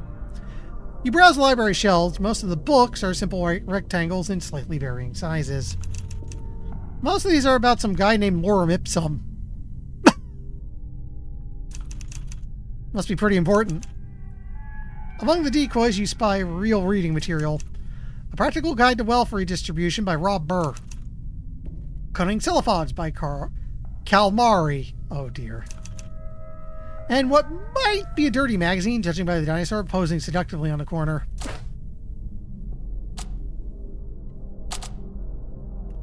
I am worried that the trait you need to read the dirty mag is called Awakened. I am worried. We'll get to that eventually. Okay, Practical Guide to Wealth Redistribution. While this is a video game, you still have to navigate its version of an economy. Okay, this is cool. Maybe you'll pick up some stock tips. Instead, you find detailed instruction on circumventing all manners of mechanical locks. You gain a deeper appreciation for working-class struggle against state-sanctioned corporate oligarchies. Workers of the world, unite! We can do thief stuff now. There's still more you could read here. Book on octopi and a game about dinosaurs. Interesting. You grab the spine and yank. It yanks back. Yank harder. You grip the book with both hands, plant your feet firmly beneath your shoulders, and pull with all your might. It gives, along with the pink tentacle suction to its surface. As more tentacles emerge from the book-shaped gap, you see the crown of a giant octopus. Well, let's get cracking. Yes, I know the Kraken is a squid. Shut up.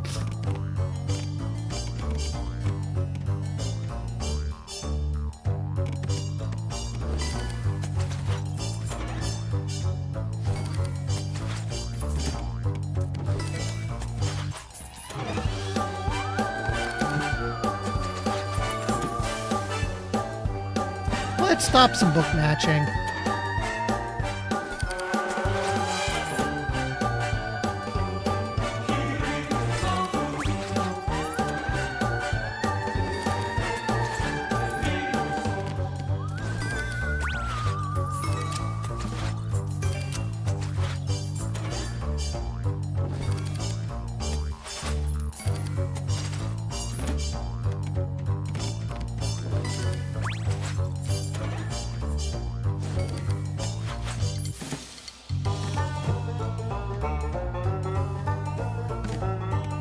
Apparently there's a trait called feral.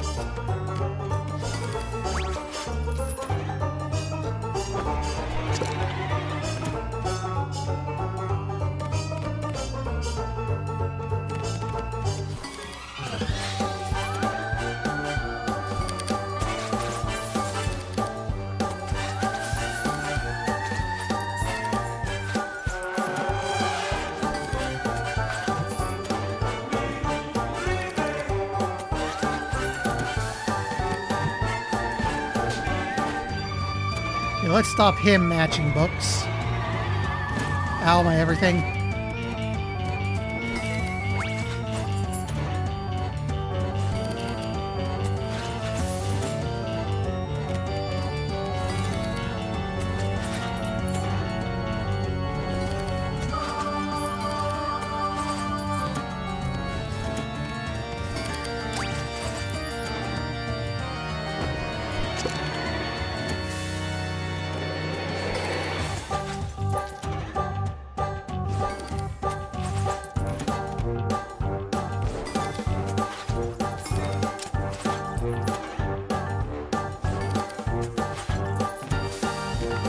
Let's make sure he can't match the books.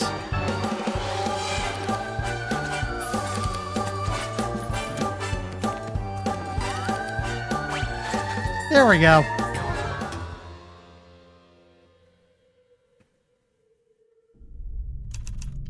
The octopus's suction cups peel off the hard cover of the book with a vicious pop.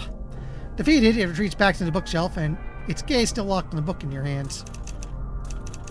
You want to learn about cephalopods too, huh? When it's perched, the octopus's eyes gently plead with you. You sit cross-legged on the floor and begin reading aloud. Hours pass, the octopus is enraptured.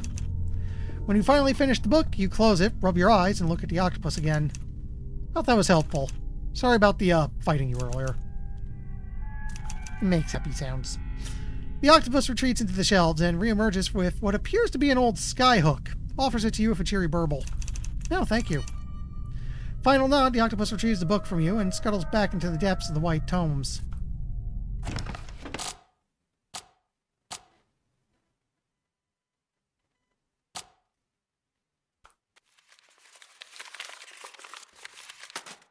I have enough money that replacing stuff is trivial, and we've technically ways to grind for it if we must.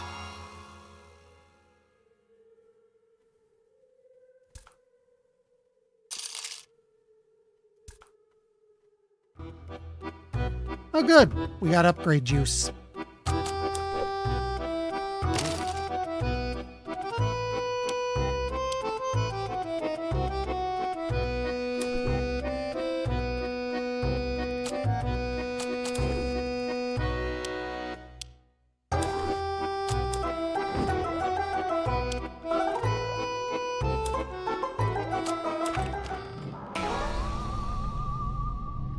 So let's go to the workbench.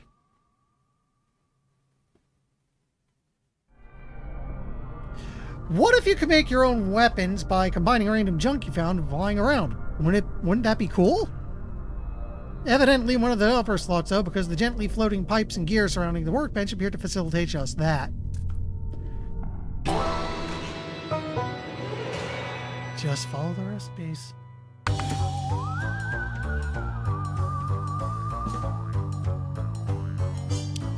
Okay, gizmos or revolvers is what I basically want to do.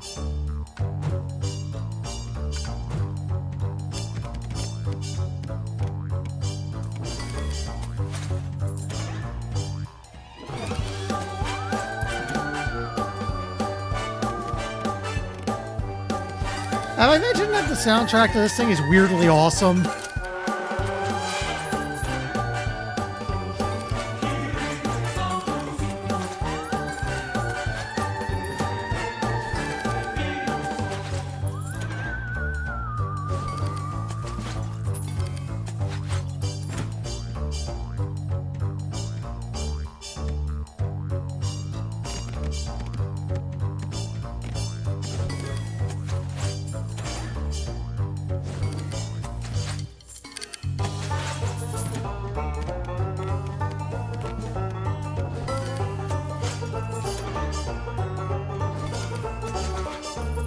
I need more brushes and blueprints.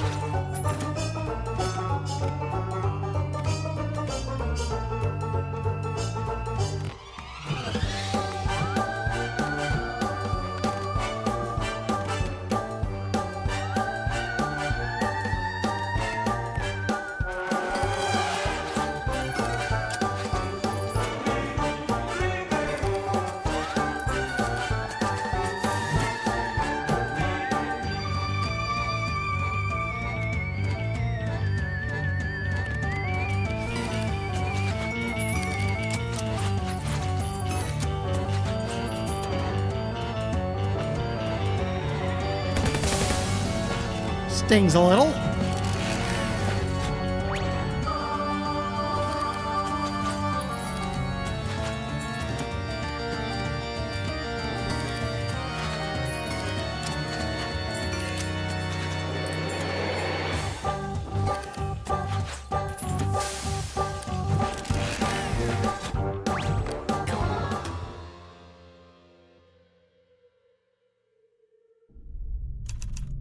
You look down at the bench and stare at all at your creation. It looks like a hunting rifle, but the metal is tinged with the purplish black of the void.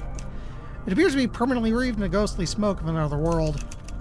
This is probably fine to put in my inventory, right? However, as soon as you stuff the weapon into your inventory, the bench disappears in a puff of smoke. In the distance, you hear a voice crackle. Oh, man.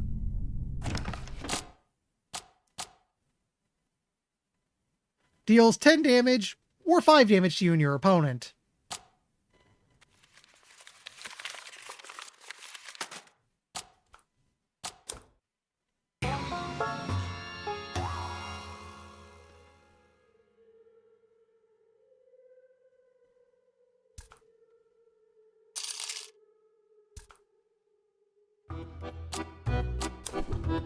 We can actually buy cursed hunting rifles. So this way is as much as we can hope for now. We gotta go the other way.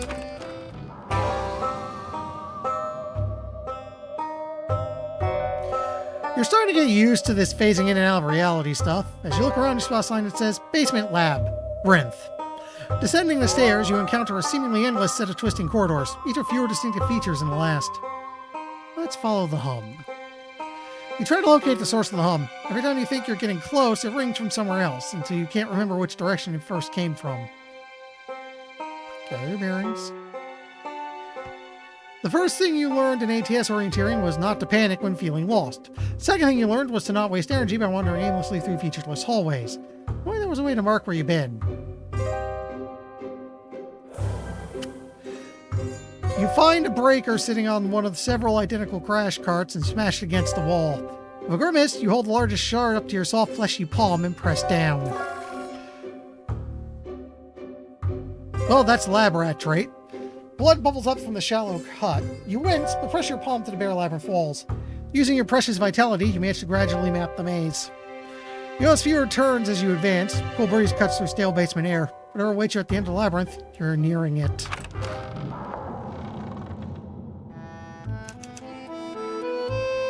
After what feels like hours, you find yourself staring at a sign that says Lab, Rinth. I'm back where I started?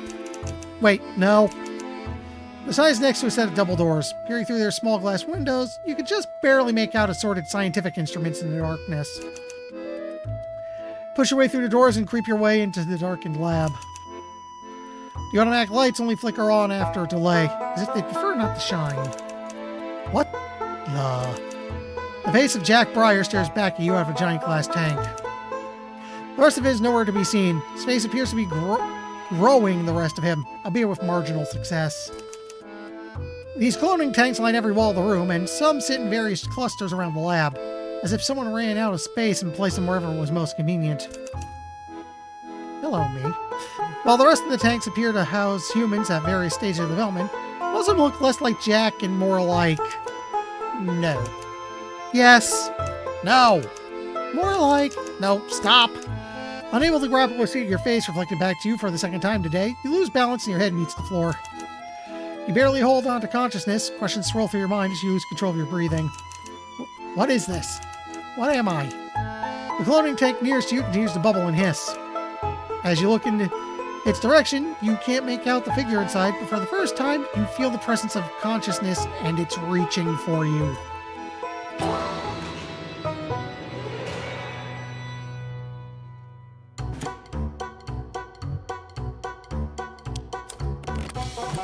Bandages, bandages, bandages. Gives us a bit of a fighting chance.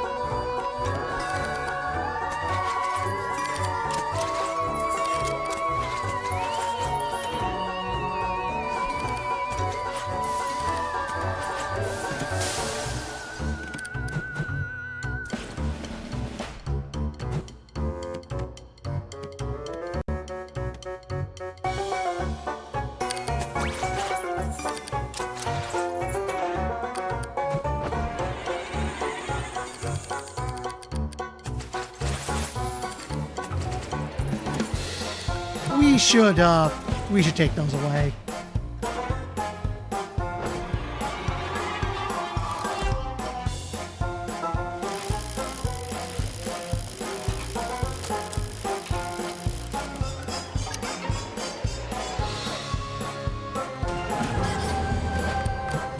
More bandages.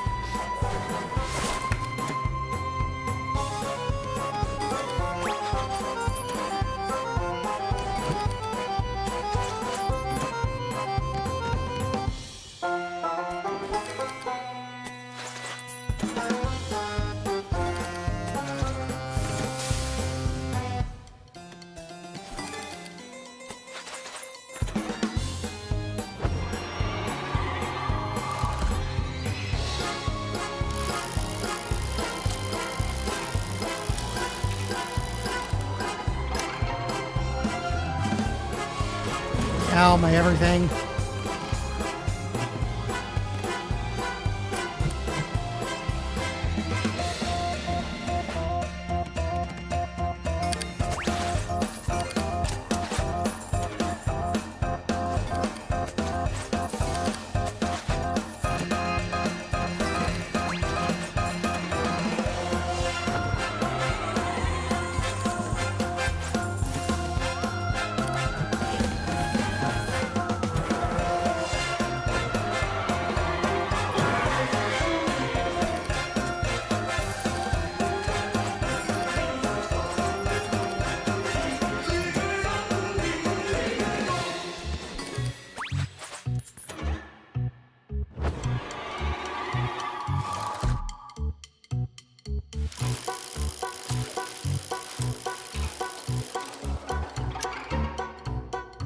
I'm gonna break.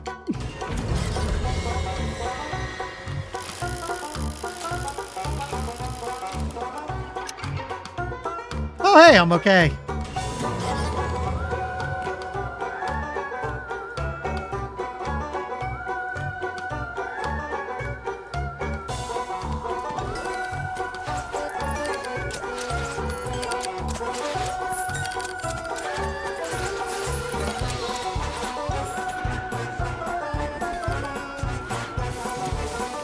This should finish it.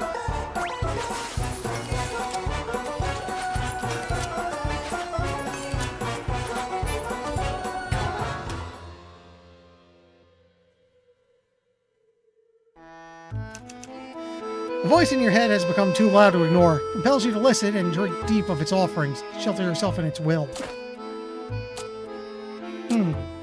I did gain a bit of passenger, but not enough.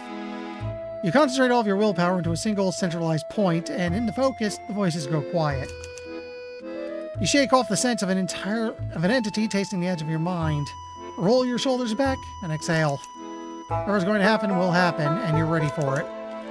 Looking towards the far end of the chamber, you spot a cloning vat next to a bizarre array of computer terminals. This is what you're looking for. Pour a bowl of soup you retrieve from the laundry room into the vat. Cells on top of the goo inside, but it refuses to mix. With a reluctant breath, you plunge your hand inside the vat and combine the substances yourself. Think you can feel bits of clone glide between your fingers while you move your arm in determined circles. As noxious fumes begin to waft from the clone tanks and you feel an oncoming glitch, buttons begin to flash on a computer terminal nearby.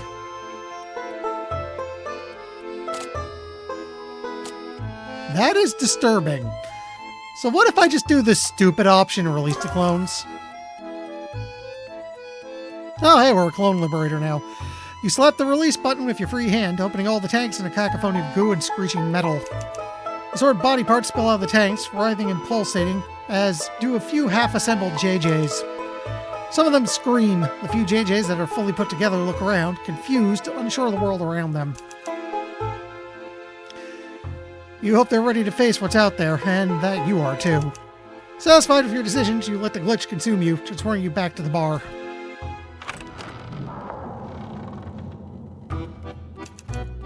Bartender Hunkin is clearing the barrel of a minigun with one eye closed when you reappear in the bar. Clone goo still clinging to your clothing. I'll be damned. You did it. Hunkin, what the hell is wrong with you? There's an entire cloning lab in there, and I'm some kind of Jack Breyer clone? Oh, yeah. That's a part of the game where you're supposed to learn that I was hired by the ATS to bring Jack Breyer back to life. But you know that old story. I got disillusioned and changed the plan, then my experiments turned on me, and then I wanted to build the ultimate dinosaur wrangler to take over the world. Are we past that kind of thing now? You can't. I will never catch. Hunkin tosses you the minigun, which you immediately find to be much heavier than he made it look. It's a late game bonus weapon. You skip the puzzles that would have given it to you. Enjoy. You can't buy my loyalty with a cool weapon. Of course I can. Now, since you moved some pieces around, we can get you into an earlier version of the boss fight that you can actually beat. Let me know when you're ready. I don't like you. That's great news for the cult you're about to kill.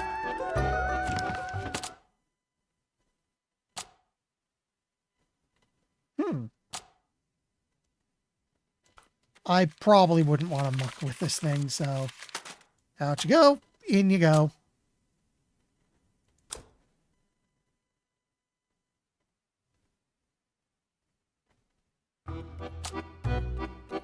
For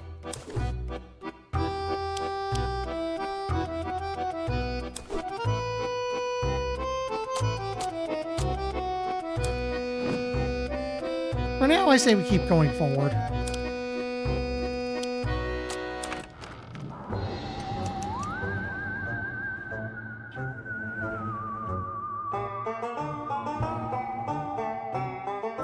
You glitch back into the boss room. The attic is more intact this time around. And while the Hunkins are chanting as before, they seem less imposing somehow. Maybe it's because you just experienced a full psychological break.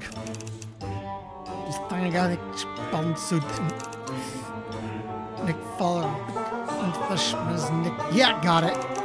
Eh?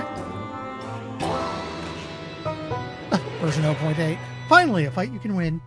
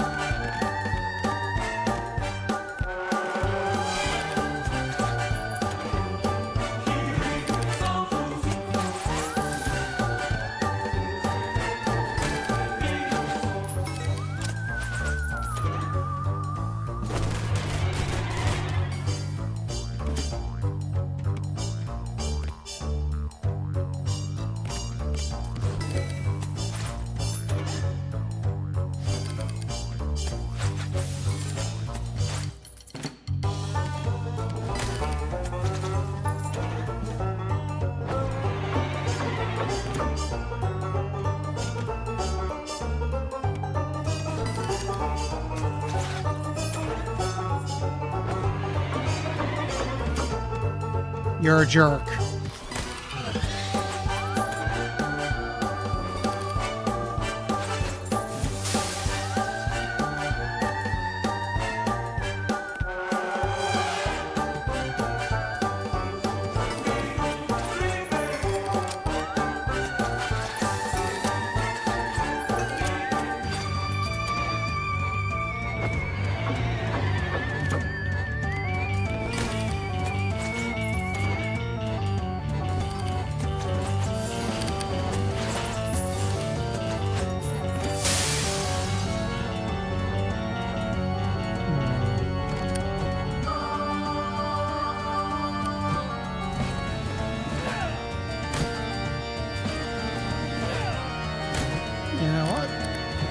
No, not quite enough.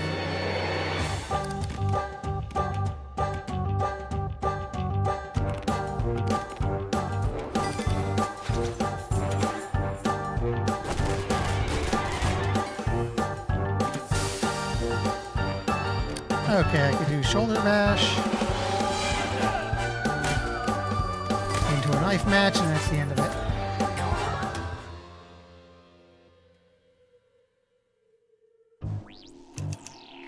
The Hunkins lay defeated. You just beat the final boss of creepy Redneck Dinosaur Mansion 3, or at least a version of it. Man, not so fast. One of the many, many Hunkins pulls a small device from under his robes. You die first, J.J. Hardwell. He presses a button on the device. A boom echoes through the mansion, causing the floor to buckle underneath your feet. You run.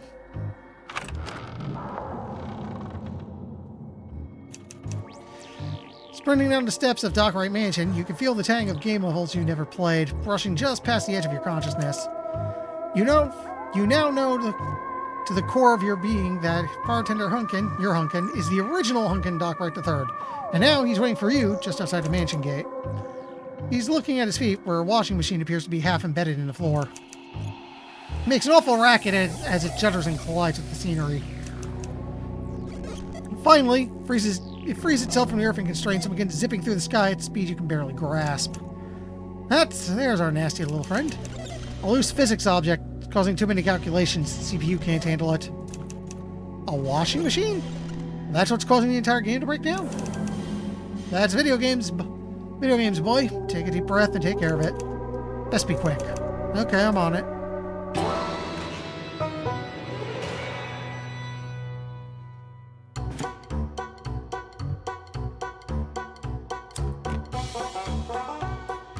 I need 10 of everything except the actual top bolts. Those I need 20.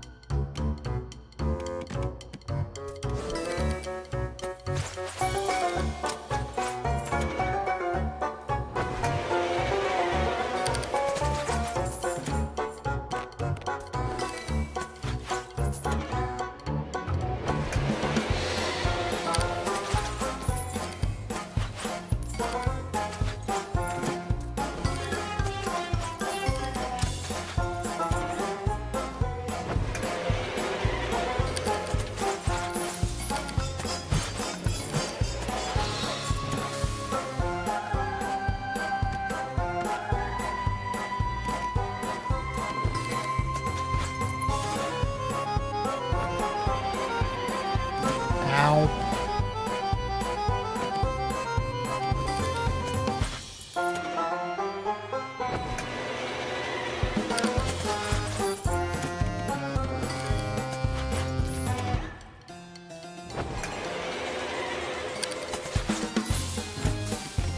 Okay. This just lets me take a bunch of stuff.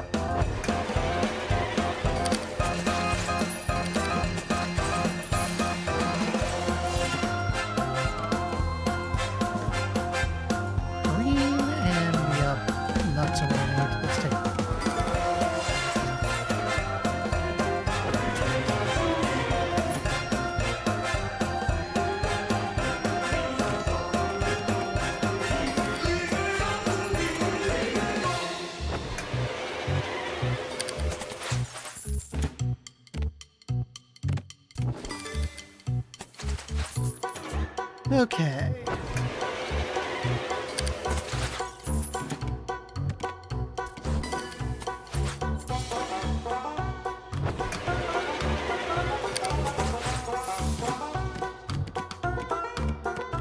If I do this, I can steal some symbols next turn. Ow.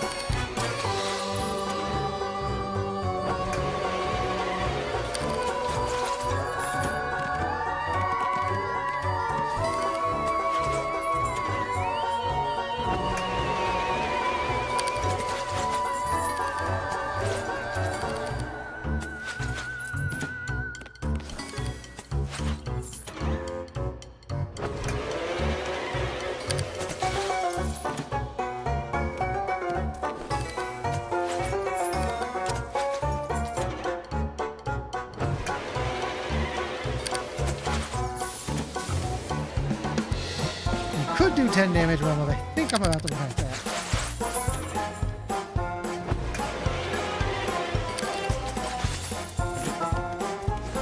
Okay, I think I got what we need.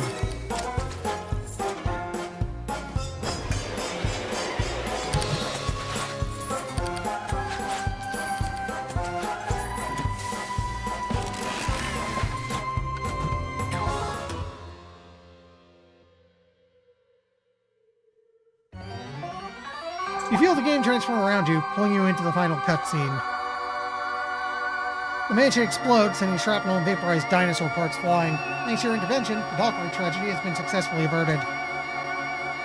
JJ and Hunkin I think the music's just supposed to be like that.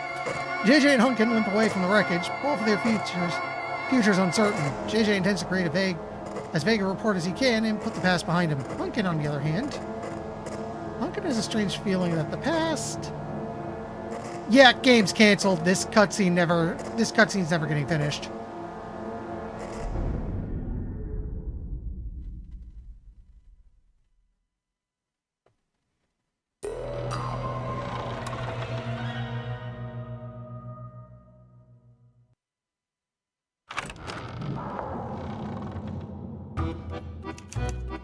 Hunkin is speaking, but the words seem to slide past you, shaking and wavering as they wind past your ears and around your brain. Cancellation? What does that mean? The game can't be canceled. You're still in it. This doesn't make sense. Nothing makes sense. And now, Hunkin is snapping his fingers in front of your face, repeatedly. Right, JJ? Yeah? Yes. You weren't listening. I was. It wasn't a question. The bug seems to be fixed, so I can safely mix drinks now, so our arrangement is complete. Right? But the game, it's not coming out. I'm not seeing the problem here. If the game got canceled and we just fixed it, we can release it ourselves. This can't be the end. Listen, if Creepy Redneck Dinosaur Mansion 3 comes out, you and your Legion of Clones are going to tear my Legion of Clones limb from limb, across millions of copies sold. I don't mind that not happening. I'm going to find a way to release this game. Are you with me? I'm with the flamed orange peel and its freshly expressed oils. Come on! Even if I wanted to help, there's no way to access the outside world. You need to open a network port, and the only one who can do that is the wizard. The wizard? Magic exists in this game? Sure! Too bad it's impossible to reach him. When developers cut something or want to ditch a system from the previous project, they'd flag it as depreciated. Anything depreciated gets moved to a special folder and sealed off from the rest of the game, including the wizard. Can you send me to the depreciated files? Let's see. I'm going to release his manual of debug functions from under the bar. He cracks it open to a random page, scans the contents, and slams the book shut in your face. Nope, sorry, can't be done. You didn't even try. JJ, I'm doing you a favor. Trust me, the sooner you give up this pipe dream, the happier we'll both be. Hunkin returns the manual to its shelf, turns his back to you, and picks up his instruments.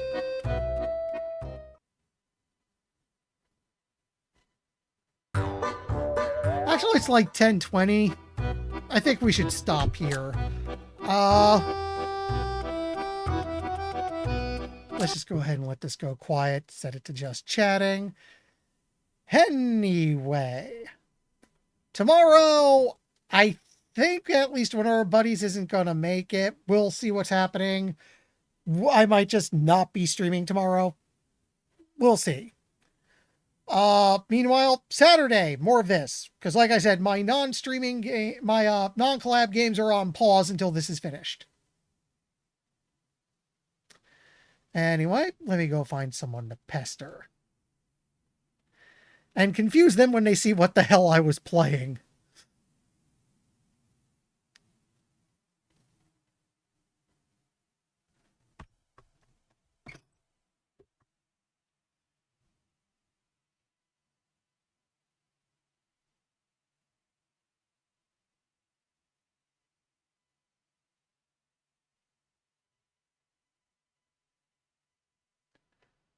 Who's up to something? Who's up to something?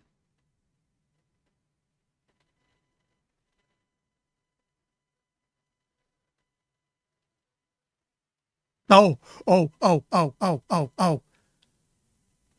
Rekujiro is playing My House.wad. You need to see this. It's amazing. So like I said, tomorrow, Up in the Air might not be happening. Saturday, I continue this madness. Anyway, thanks for stopping by, and hopefully see you later. Bye.